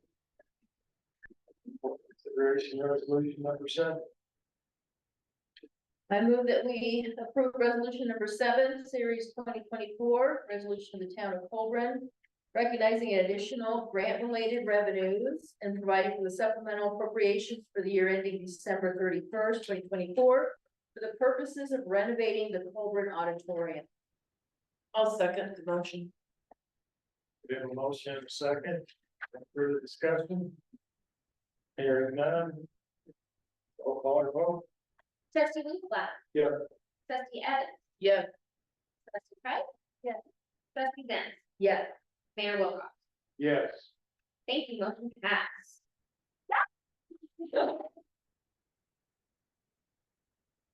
Sorry. You want to tell us what your water drink?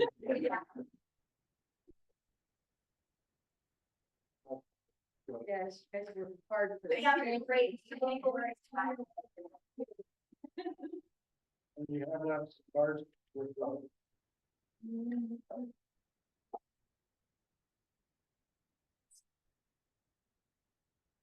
You'll get tired of hearing from us. For mine. And it looks like they're being forced. But Carla and Melanie have all. They're on the feedback. Yeah, there we go. All right, thank you. Thank you. Yeah. Yeah. Okay. Okay. Number 14, discussion regarding the senior van services. So.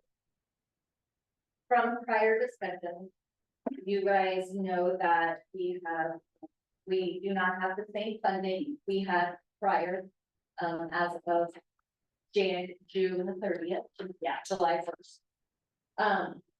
So we took your questions, the insurance questions, costs, and went back and we've been working on that. We've gotten with the attorney and with Sursa in regards to that, to hopefully answer those questions. So questions. Liability insurance for the van driver to be driving his personal vehicle while on our time. Our liability insurance does cover that. It does not cover the comprehensive and damage to his vehicle. His personal insurance would cover that.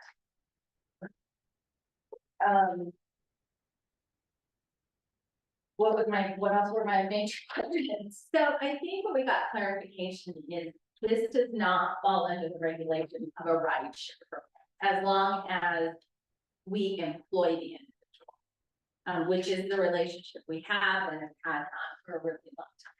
He is a hourly employee, the current driver is an hourly employee in the town. And so it's the employee. It's a gentleman named Keith Todd. Right, thank you. And so I think that was just a clarification that they gave us. So there's no requirement for a CDL. Correct. Right.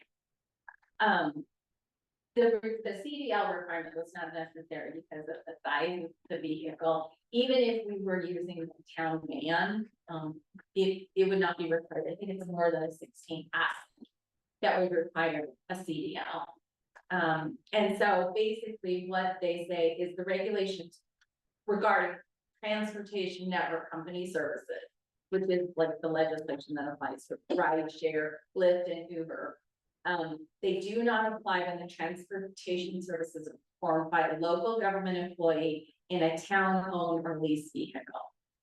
If they're provided through a contract, then we would have to meet those requirements, through an independent contractor. Then we kind of shift into that Uber ride share, and they would have different, the driver would have to provide a different level of insurance in order to be the primary responsible for. Just in a town owned or leased vehicle. Yes, and because we're reimbursing for mileage, we would fall through that.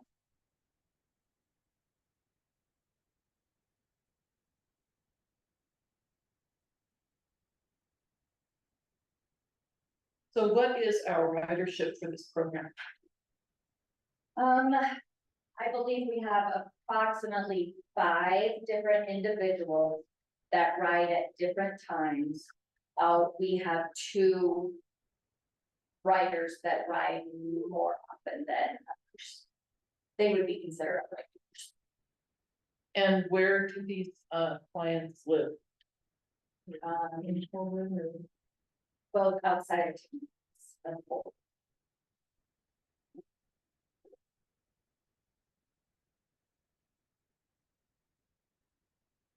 Can you schedule that? I mean, in terms of you don't hang up, anybody who seems to be interested in, we don't.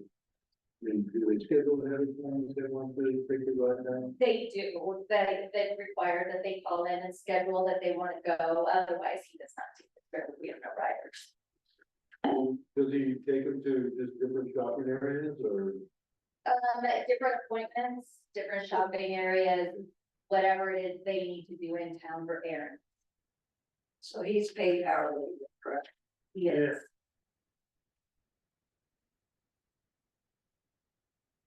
What do we reimburse him for the lease of his vehicle or the mileage? Say, We paid at the IRS rate, which is $60 a mile. and we fill him up with fuel? No. We do not, that would not be appropriate because the town is tax exempt and it, so we will commingle tax exempt fuels with non-tax exempt, we do not. And the IRS mileage rate covers fuel and maintenance. Yeah, I understand, I was just asking. How much was the funding that we received prior to this? We were getting, I believe it was on about, I think it was $164 a month. And the program costs about $200 a month. $400. Let me look up where I give you the message.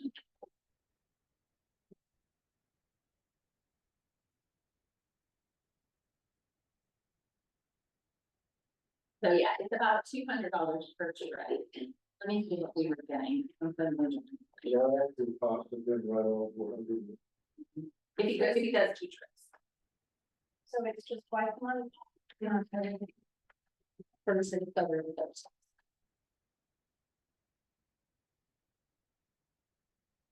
You're gonna do that, I mean, somehow advertise the availability of this, and maybe we can get the participation for the training for the bus. We have, Okay, yeah, we have a lot of things out there. okay. I think it's great, an opportunity for individuals to get down and take care of these appointments and shopping and things of that nature, and so it's a good program. And what's the name of this program? Or what, I mean, it's for people that are here that. Yeah, It's called here at town hall, You said it's the first and third of each month? first and third Thursdays of each month. Maybe we could put it out on the community web page, because most people I talk to can never go to it. It's out there already. But we can make sure, We don't let Joe rise, do we? You don't want to.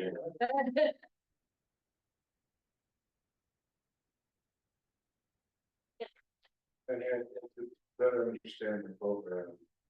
Like for myself, if I were to, use that, is it like Uber? Or how does it work, or how much does it cost, and how long do they stay down in Grand? If we have a doctor. They usually try and schedule, anybody usually tries and schedule their doctor's appointment. He leaves here at 9 AM. They're usually back here by 3 or 4. So most people try and schedule their doctor's appointments in between there so that everybody is used to going and what time we go. Pickup starts at 9 AM here at Town Hall. He can take you, usually whenever everybody gets in the vehicle, then they kind of tell them where they need to go. They kind of map out a route together and time frame. He takes them to appointments, drops them, maybe goes and takes another person to theirs. They sometimes do shopping. And then it's all, they're usually back here, like I say, 3 or 4 o'clock. And there's a $5 donation requested from the truck. Where does that money go? That is just a tip to the driver or something? It's received in here at the town and it goes into our bank account and it's part of our budget. Has this been in the newspaper, like under your little tidbit information lately? It hasn't been in town tidbits. We just started out, so we've just been hitting different topics. It might be a really good topic. To get out there. Is there something that we can do to make it a little easier for you, since you can't check the website and such? Well, if somebody can program the actual number to my phone, then I could have my phone Siri tell, when I call, say, call town hall, and somebody answers it, that'd be cool. Great. I can do that for you. Because I can't see no way business card.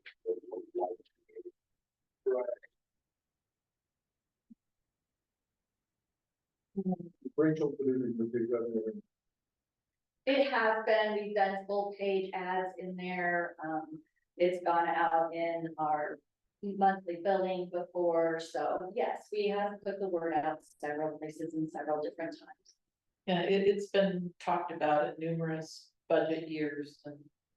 Public meeting, Yeah. it is probably right off right now. Yeah. So we were getting $400 for stuff. Is there any possibility opening up the time frame was for like first and third, maybe, 3 times a month? Because, some people, it would be nice to be more. I don't believe our 2024 budget would accommodate that, but that is something that, we have the funding in place for the twice a month trips. But if the board wanted to consider that, they could either do a supplement and add the extra funding to do, another trip, or, so we could do a supplement like we just did, or they could consider it as part of the 2020. That would be at the board's discretion. And we would have to staffing. Right. If Availability of driver. I'm just saying because it might open it up to the other residents that are living in Collbran or a little bit more. Schedule,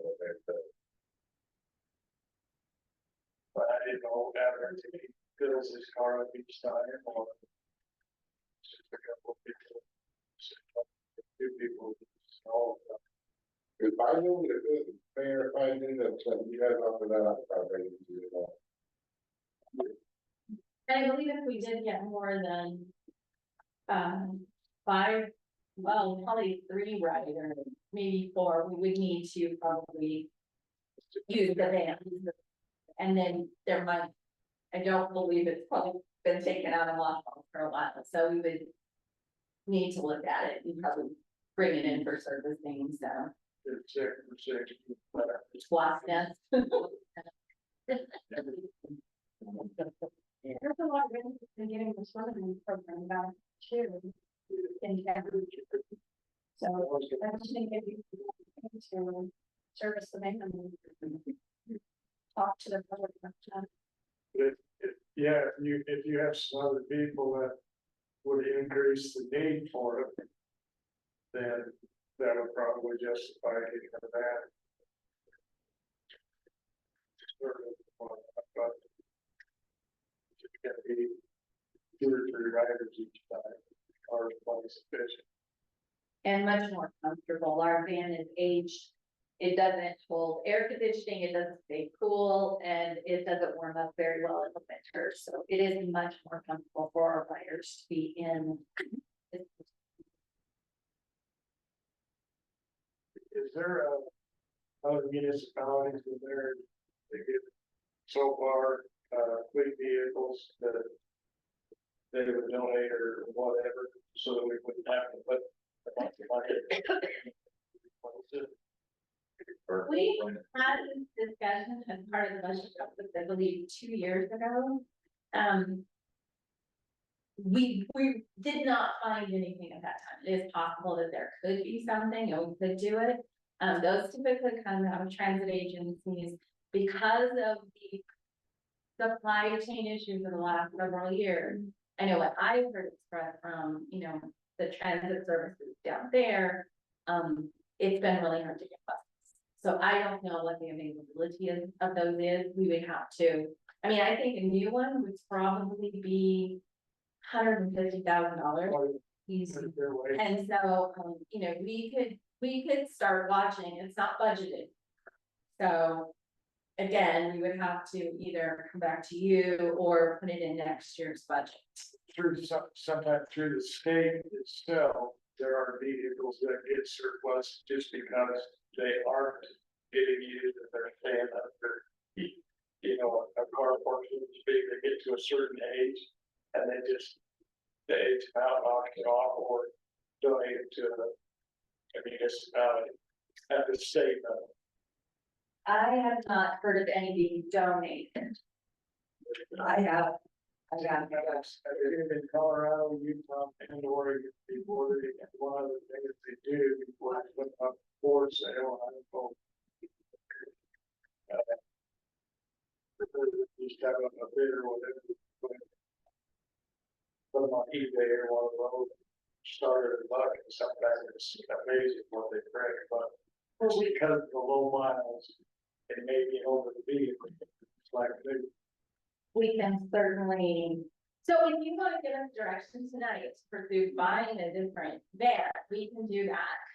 I think that is an option. Again, it's not budgeted for, but we could, you know, if you want us to bring you, here's a surplus, here's a this, we can certainly do that. That isn't, again, it wasn't in the budget for, it's not something that we have going, but we could do it. If you I think at this time, in the interest of fiscal responsibility, that we maintain the program as it is through the end of the year, and that we discuss this further during the budget to see if we want to continue it in the new budget and at what level.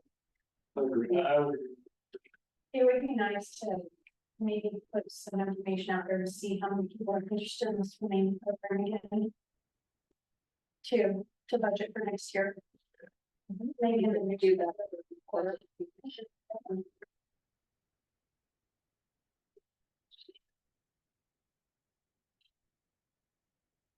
If not, what we do, yeah, it'll be, you know, all these different options, fireworks, rec programs, things like that, that's all. Yeah, I'm just saying ahead of time, would be nice to put our feelers out there to the community to see if there's any interest, so that we know as board members. And if you have, Flyers. you know, other people that you know, that you could pass the word or whatever. That may be. I think some of those conversations will come out during the top line discussion. Yeah. Be good. Do you need a vote on 14? No. Okay. Number 15, discussion and selection of the town attorney. In your packet, we read responses from a different attorney firm, answering our request for proposal. They are in there. I have Jim New reviewed these. And his recommendation is Wilson, Williams, Spellman, and Diffin. Their service is, they have depth, they have people who represent all facets, everything that we would be interested in. They have experience of. And So.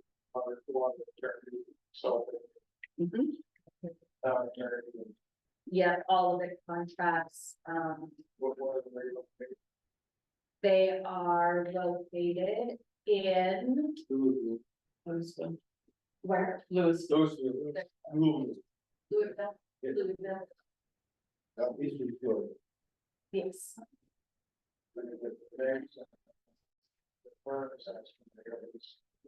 They are really well known and have, they came with excellent qualifications.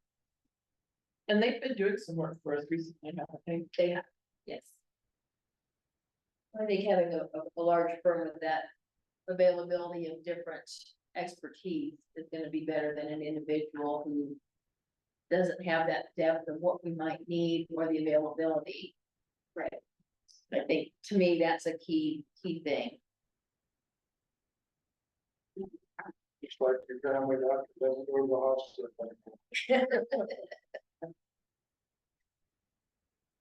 You get a special. I like the one that's out of Grand Junction. She's local. That'd be great. But I don't think that she has the experience, the municipal experience that we are needing. And being a one person, firm, she may have to go to other firms or recommend that we go to another firm to get the expertise and service that we may need on different things, and being able to go to one firm all the time, I think is a really good idea. Consistency. Yeah, they have to refer to state statutes and our own municipality, so that's where you find our written rules and regulations. Right, but if they're not, Constantly referring to them. but if they're not versed in maybe water law. And they would have to go find, are we gonna have to pay more for her to find someone else, pay more fees for that? Versus going with a firm that has everything there and pay a flat fee for them, no matter which lawyer is servicing her needs at that time. Versus an individual, and with the recommendation coming from our previous lawyer, he's kind of vetted them and feels comfortable knowing our past and what our needs are. I would lean more towards what his recommendation is also. Knowing he knows that we'll get the services we need.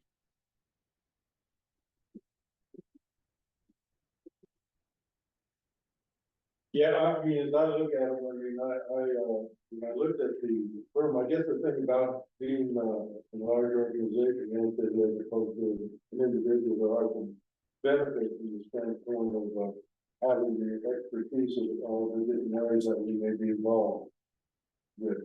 You know, the billing methodology kind of got my attention, but I guess that's what's like to do business. I'm kind of like the idea of using the guy, Maloney, you know, being only 85 miles away and more able to attend the meetings. I think it's an asset as opposed to doing it electronically, or some of the billing, if they have to drive over here, it would be expensive. But that, to me, that's some of the points that you made there are good points in terms of having somebody who has the expertise or somebody within their firm to deal with the issues that we may have. So, Well, and hopefully we won't have to have an attorney at every single meeting. We haven't had an attorney at our meeting in a number of years because we haven't needed them here. quick phone calls, and they can cover a lot of things oftentimes just with that conversation. But having a local lawyer, to me, would be better for the fact that she knows state laws, everybody. Or he would know state laws, and he, those are the people who you guys deal with. Just to be a local one, knows the area, knows it feel a lot better. Yeah, it's good to have a big firm, but Is there a big price difference between the big firm and the one person? Actually, they are in the long run probably less expensive. Do they just bill by the hourly or whatever the rate is for Yes, when you need them? yeah, If you don't need them for 3 or 4 months, there's no bill. right. But how would, one individual be more on a long run than a bigger firm? I don't get that. Well, they had to use their time because they didn't have the expertise, like say in water. And water may end up in the court in, the state. Whatever. Okay, she really now, there, with her qualifications, what she's good at. The individual. I'm just gonna do a point of order, because we are discussing the town's attorney. I'm not sure that public comment is appropriate at this time.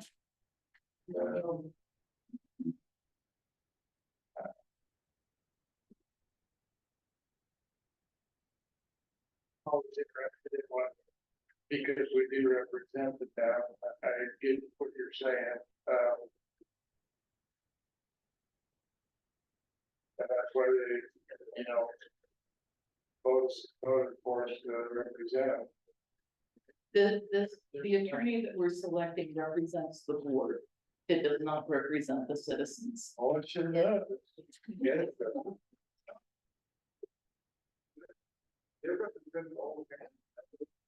Well, I do know that. Oh, my God.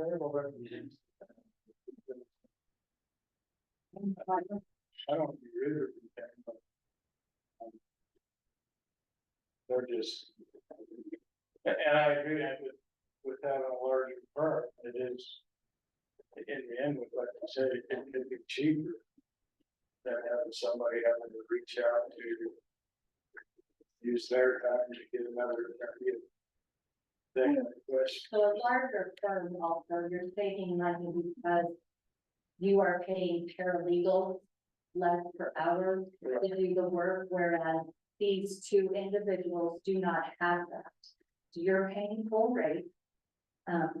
You're also paying for, you're not paying a named partner generally and so, whereas with the single firms, you're paying the owner of the firm. So that's why it's more expensive. Their hourly rates are more expensive. Well, and even if the cost was a little more, because you look, they break it out by who's working on it, which is wonderful. But if you're getting that larger coverage and more expertise, knowing it's gonna be taken care of in a timely, time efficient manner, so you may be paying less per hour overall, because it might only take them an hour and a half versus that individual that may have to reach out for more counsel and to pay for 3 or 4 hours for that. So where I think, on fiscally, we do need to look at that, but I think for the expertise and the availability of whatever comes up, having that firm, having the variety, and I didn't think Melanie had mentioned the paralegal, some things can be handled by a paralegal, which is much cheaper for us, and getting the same results because it is gonna be vetted by then the lawyer that they're working with to get the services we need in a timely fashion. Right. And a lot of it does seem to be whether they're local or not, it's going to be phone calls or electronic information a lot. There are very few times where they would actually have to come up here and address the board. There have been times, but so much that, quick calls to to vet a contract or things like that. It's all done. We might be the same thing, you know, about the grand junction. Yeah. I do like the idea of supporting local attorney, but at the same time, we have to be very physically responsible. I think so. And the best fit for our needs.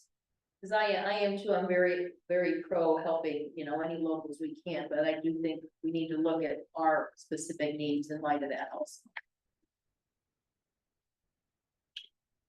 Just with the needs even. I mean, yes, you made it very clear that you don't have to say, because if the lawyer protects, looks out for you guys. then- The lawyer looks out for the town. Well, she made it very clear that it wasn't, well, triggered for you guys. Like if it's water, if it's water for the town. You know, something else, it's for protection of the community. If I can, if there's a lawsuit, the attorney is obligated to defend the trustees and the board. So if there is a lawsuit by a citizen, the trustees and the board is who they will represent, and I think that is the legal obligation. They cannot represent a member of the public per se if they are suing the town, or if say somebody wanted their representation, they would disclose a conflict because they do represent. I think that's just a distinction, that they will represent the board, the town, but ultimately it is the board of trustees. I guess it depends on what the matter is, you know, like you say, if somebody, citizens suing the town, then they represent us. But if there's something that comes up with to protect the town, and it's for the whole. If I could make a comment. It was 5 years ago. I was in a situation, involved in a situation with my son. And we were actually given the town attorney's phone number. And I was able to have a discussion with him about questions we had and legal, you know, the legal things of that. So the town and we were directed by, I don't remember if it was one of our marshals or whether it was, actually, I think the town attorney was in the meeting, whether the original meeting. Was it a court case? No, it was a situation that occurred. And so it was very helpful because we were given, I was connected with the town attorney, I was able to talk to him by phone, get some answers of what we needed to do and how to handle the situation. And it was very helpful. So I don't know where I told him to say because I had had personal experience of being able to use our town attorney in a situation that occurred in town and be able to get advice on, you know, what was our responsibility and what was our other stuff. I just, whatever decision you guys make, but I want to throw that out there that I have experience. I've been here 11 years now and I have experience that, and that was a very beneficial thing to be able to talk to the guy for 15 minutes, 20 minutes, and get some direct. I don't think I have that if we were using, you know, big, well, I don't know whether it was or not, but people were on. That's what I thought. Yeah, I know it's geared more for you guys. But to know that if something were to happen here as a resident of over, and to get legal advice from lawyer, I mean, that's a benefit, that's a plus. But you still have the things where people have got, because in this particular case, you know, when somebody, well, like. This wasn't a case that involved me, it was a case that involved someone, another couple of people I know, and a dog issue. And, you know, the folks were in here and the town attorney was here, and they were able to ask the town attorney questions about the issue that occurred. You know, because they had to show up here as like a court type of thing. And And so I've actually witnessed this with the town's attorney, that it's been very helpful. Not just for the board or protecting you guys from the town people, but, assisting the town people. And that's something I feel like needs to really have a line of professionalism on, that the town attorney is here for the board and for the town. Because you guys mentioned one day that our attorney was working tirelessly with Cory on the land development, and I thought immediately that Cory should be paying for his own attorney, that that's a conflict of interest. Yeah. His land development. He was working on behalf of Cory, he was answering Cory's questions regarding our ordinances.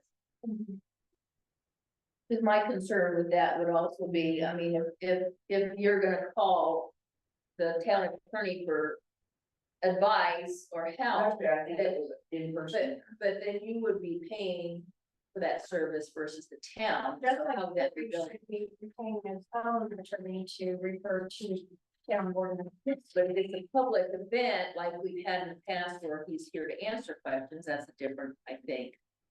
Well, he was here on, the court cases. Right. That was a homeowner, was a judge that was in Grand. So that would be He was his here. And, so. It's his choice to whether to help or not. Right. Local resident, but you should, let me rephrase it. It wasn't nice for you to say it's strictly for you guys and butt us out. That's not, to me, I thought that was a little bit odd. Well, I mean, ask the mayor if we're ready to make a selection of the town attorney.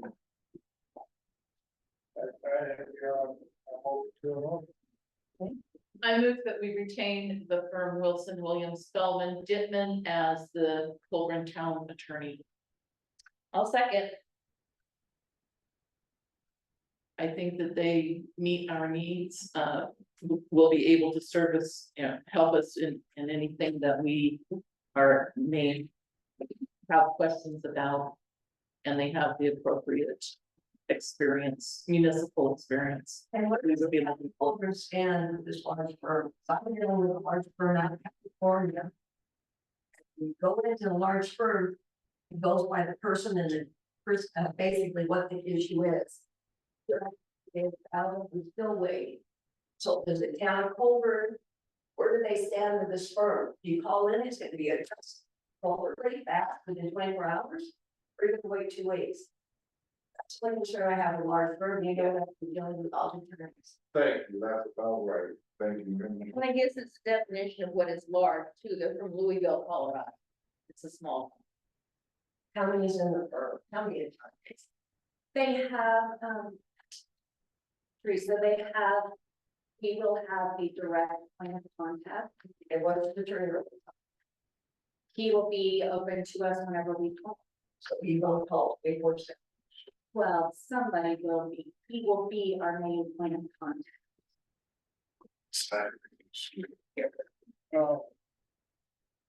Bring that up, what are we going over?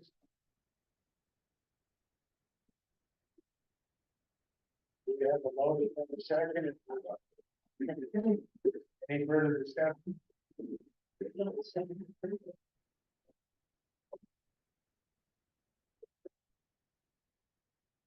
Okay. Okay. I'm so sorry. Alrighty, so I have trustee Winklewak, Yeah.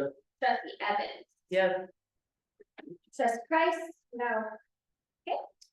Trustee Zen, yes. Mayor Wilcox. I guess I do have one more concern if I can. We're voting now. Voting.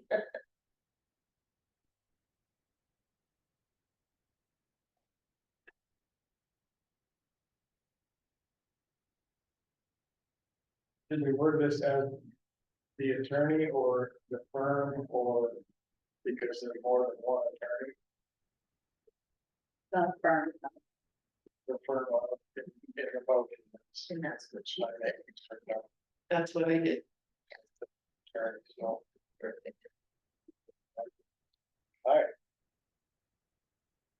Is that a yes or a no? Yes. Okay, thank you. Motion passed.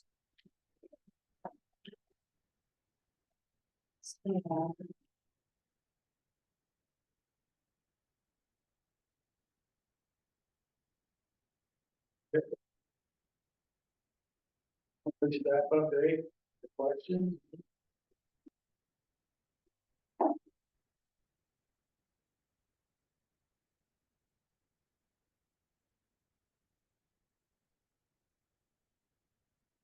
We don't have questions, I have a couple more. Um, beginning of August, we usually, or the last couple of years, we have held a community cookout at Gandy Park. It has coincided with, National Night Out through law enforcement. So that would be the first Tuesday of the month, which is the August 6th meeting. That is normally, that has been the last 2 years, I shouldn't say normally, but the last 2 years, that's when it has happened, and that's what we have done for that meeting, and had a community cookout, invited everybody up, we fed everybody. The boards, both the county commissioners come and speak if they're available. We have the marshal's office and the sheriff's office both attend, the fire department attended. So wondering if we would like to do that again this year, if you would like to schedule it at a different time. I think it's a very worthwhile event. We seem to, having attended a few years, we seem to get a different group of people attending. And I think it's just a good time, a good opportunity to meet the law enforcement around our area, because CPW has also attended, and I think members of the sheriff's office have attended from time to time. And I think everybody enjoys it, and it's just a nice event. I think we should continue. Maybe have it a week later, just so that we're not missing a meeting. Right, I agree. I was also thinking maybe next week, we do have our representatives for the comp plan coming. Maybe we could tie it in with one of their. Oh, that would be a good idea. Table for them to share information. And use their food, you get people. Well, and I think, will we be able to, cater it like we did last time, so that Public Works and the other staff can actually attend and not be flipping burgers and working, or? We do have that available in our events. Like this.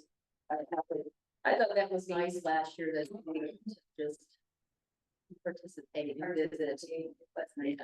Yeah.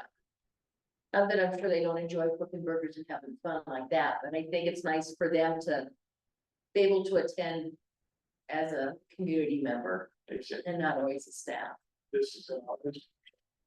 August. The princess is like, or they're one, Cody, So is it September? September for October back. Second, Sam comes up and. Yeah. It's the barbecue. Yeah. Great. I think these types of town events are important for the town to have. And, you know, getting together, talking, and it gives us opportunities to have the board talk with members of the community, all. Yes. Not just the ones. Yeah, next year's budget, whatever. Things they want. Oh, Yeah. So we gotta move it to the 13th is what you're suggesting. Yes, we could wait and make sure we could finalize it next week, whatever. Tuesday, the regular Tuesday. Yeah, because they'll be here for our comp plan next. They'll be here for the, and next week, so maybe We can talk. maybe we can try and get it in. Okay. Yeah, So what time have you been starting and without done? We have started at 5. We get a lot of people, we come home from work and everything. Yep, it goes, we've had a lot of people show up, or we There's a lot of food. Pouring rain last year, we had a good turnout. Yeah.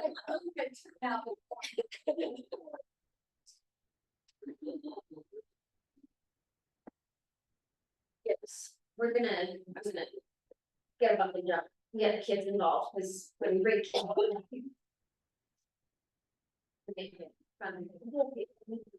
You do burgers? Last year it wasn't burgers, the year before it was. It was- The year before, And some volunteers, stood behind the grill and did burgers and hot dogs. And then we asked community members to bring sides. Last year, we did have it catered. And we had pulled pork, right, pulled pork, chicken, it was amazing. and it was really nice for staff to be able to be a part of the community and be able to have conversations and talk with everybody. That's why we chose to do it, but we can do it either way. And we still have a bring service. We did have, Yeah, let's do it every Yeah. service. Community if they chose. The choice is good. You know, Yeah. pork and chicken and some, Yeah. something you don't eat beef, I don't know why. Yeah. Right. That was great. There's no beef. I don't know volunteer that can run a smoker. Town or revenue.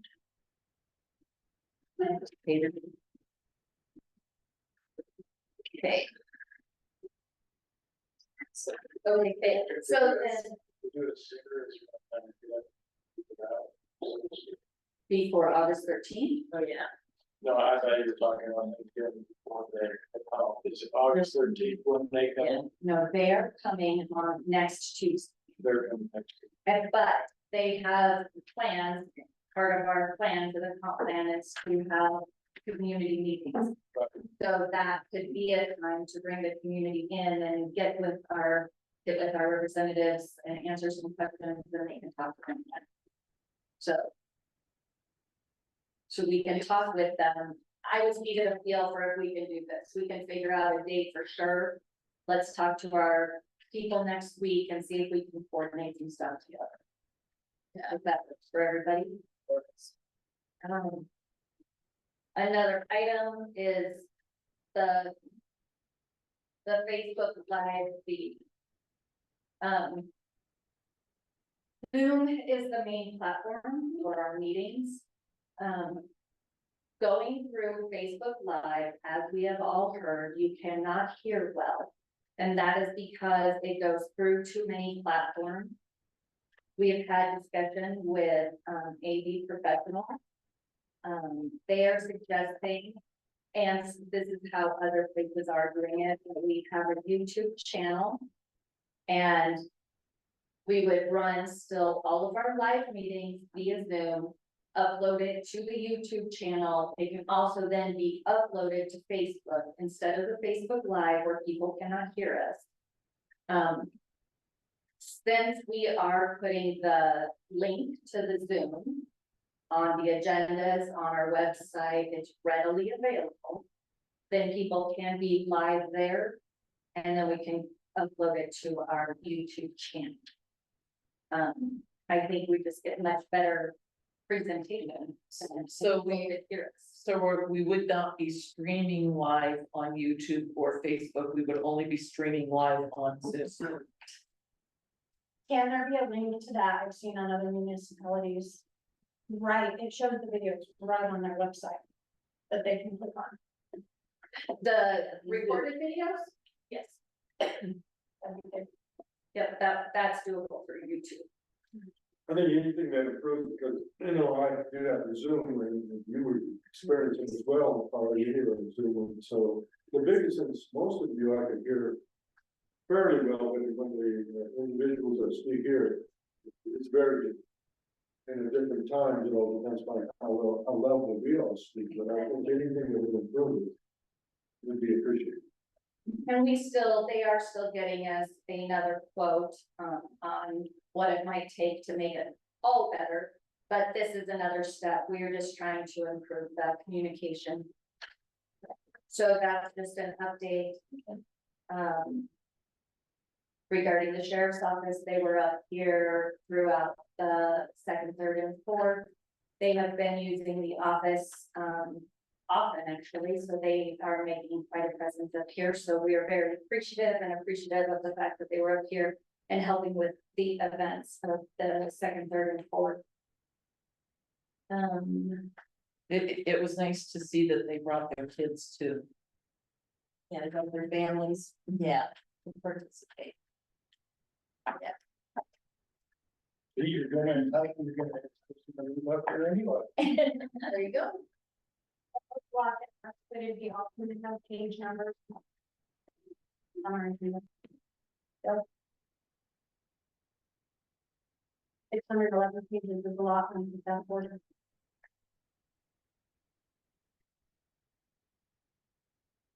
It was an oversight that. We are working on all of those. Are we working on minutes being correct?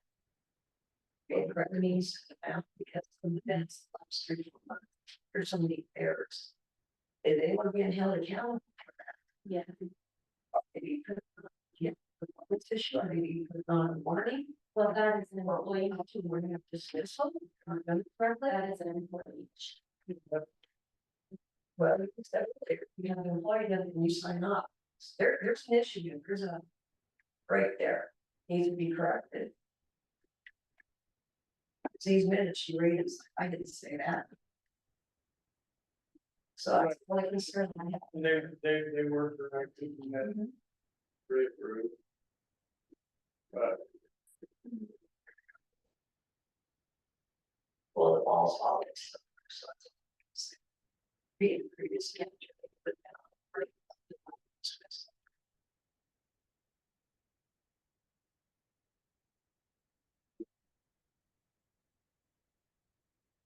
you have any announcements, any more announcements for us now? Was it just those two big issues? That's it.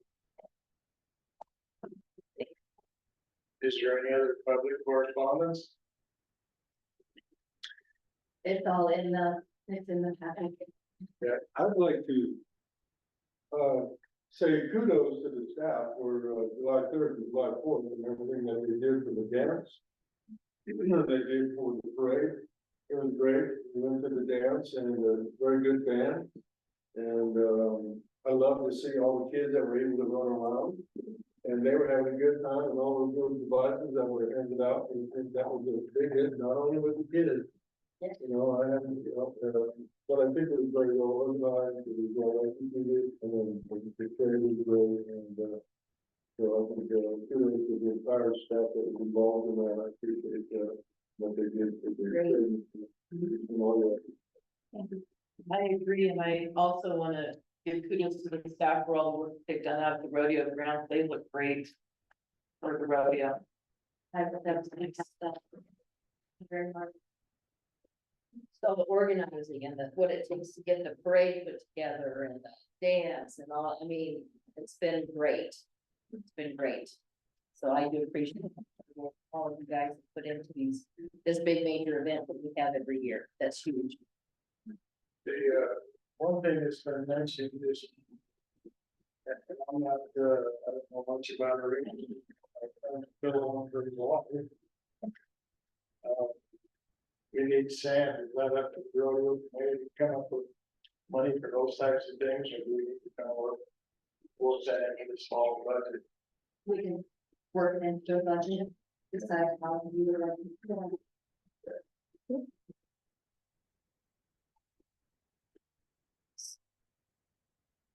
We'll be looking at our budgeting schedule soon, getting our calendars dialed in. Okay.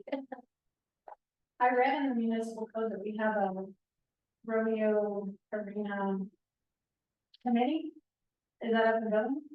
The rodeo, it's an arena advisory committee. Yeah. No, they have, all of the members stopped being members. We've been working really great with all of the users over there, so nobody has felt it necessary to have formal meetings again. We worked really hard on master plan for that. And the rodeo committees, all of the different groups. And the previous, members of the rodeo committee just, they got appointed and they just pretty much quit meeting, didn't find it, useful, didn't find it useful, didn't find, weren't willing to find the time to do it. It's too bad. But I think, in the time that they were meeting, a lot of things got done to help, finalize the policies and procedures, and I think that they just felt like there wasn't anything left for them to do. Yeah. Yeah, with that turns in, they're gonna skip right here, another park, or not another park, another park. That is the plan when the committee starts meeting. Gary's been gone, but he's here now, so I think we'll be scheduling some of that. Travis Harless with the American Legion also works out of town, so his schedule with the summer and his kids has been Yeah, a little split, so. the only reason I bring it up is we went to. Oh. That's what I was like. Flagpole. See. I really was gonna put it in the yard or something, it's too big. Had enough disposal, and I said, don't do that, and I let it run, fully $200. So. And all the time.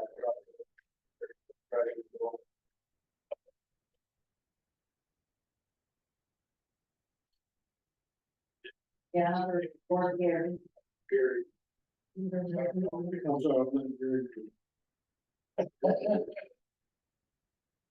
It's going that way. Yeah. Yeah.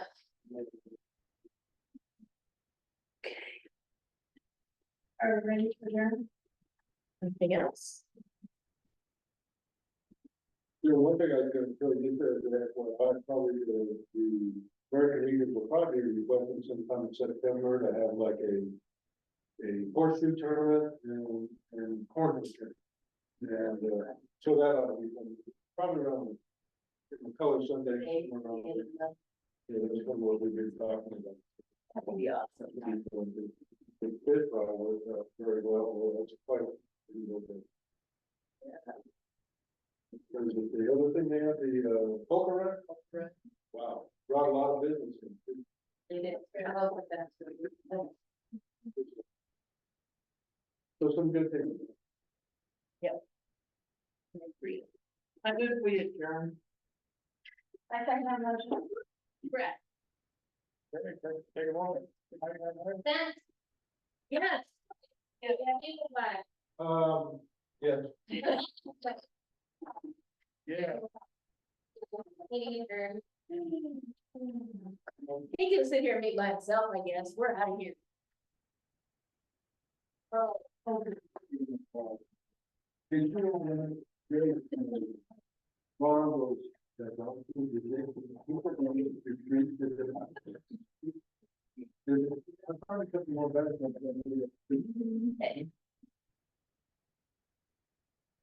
No, we were gonna use it as a.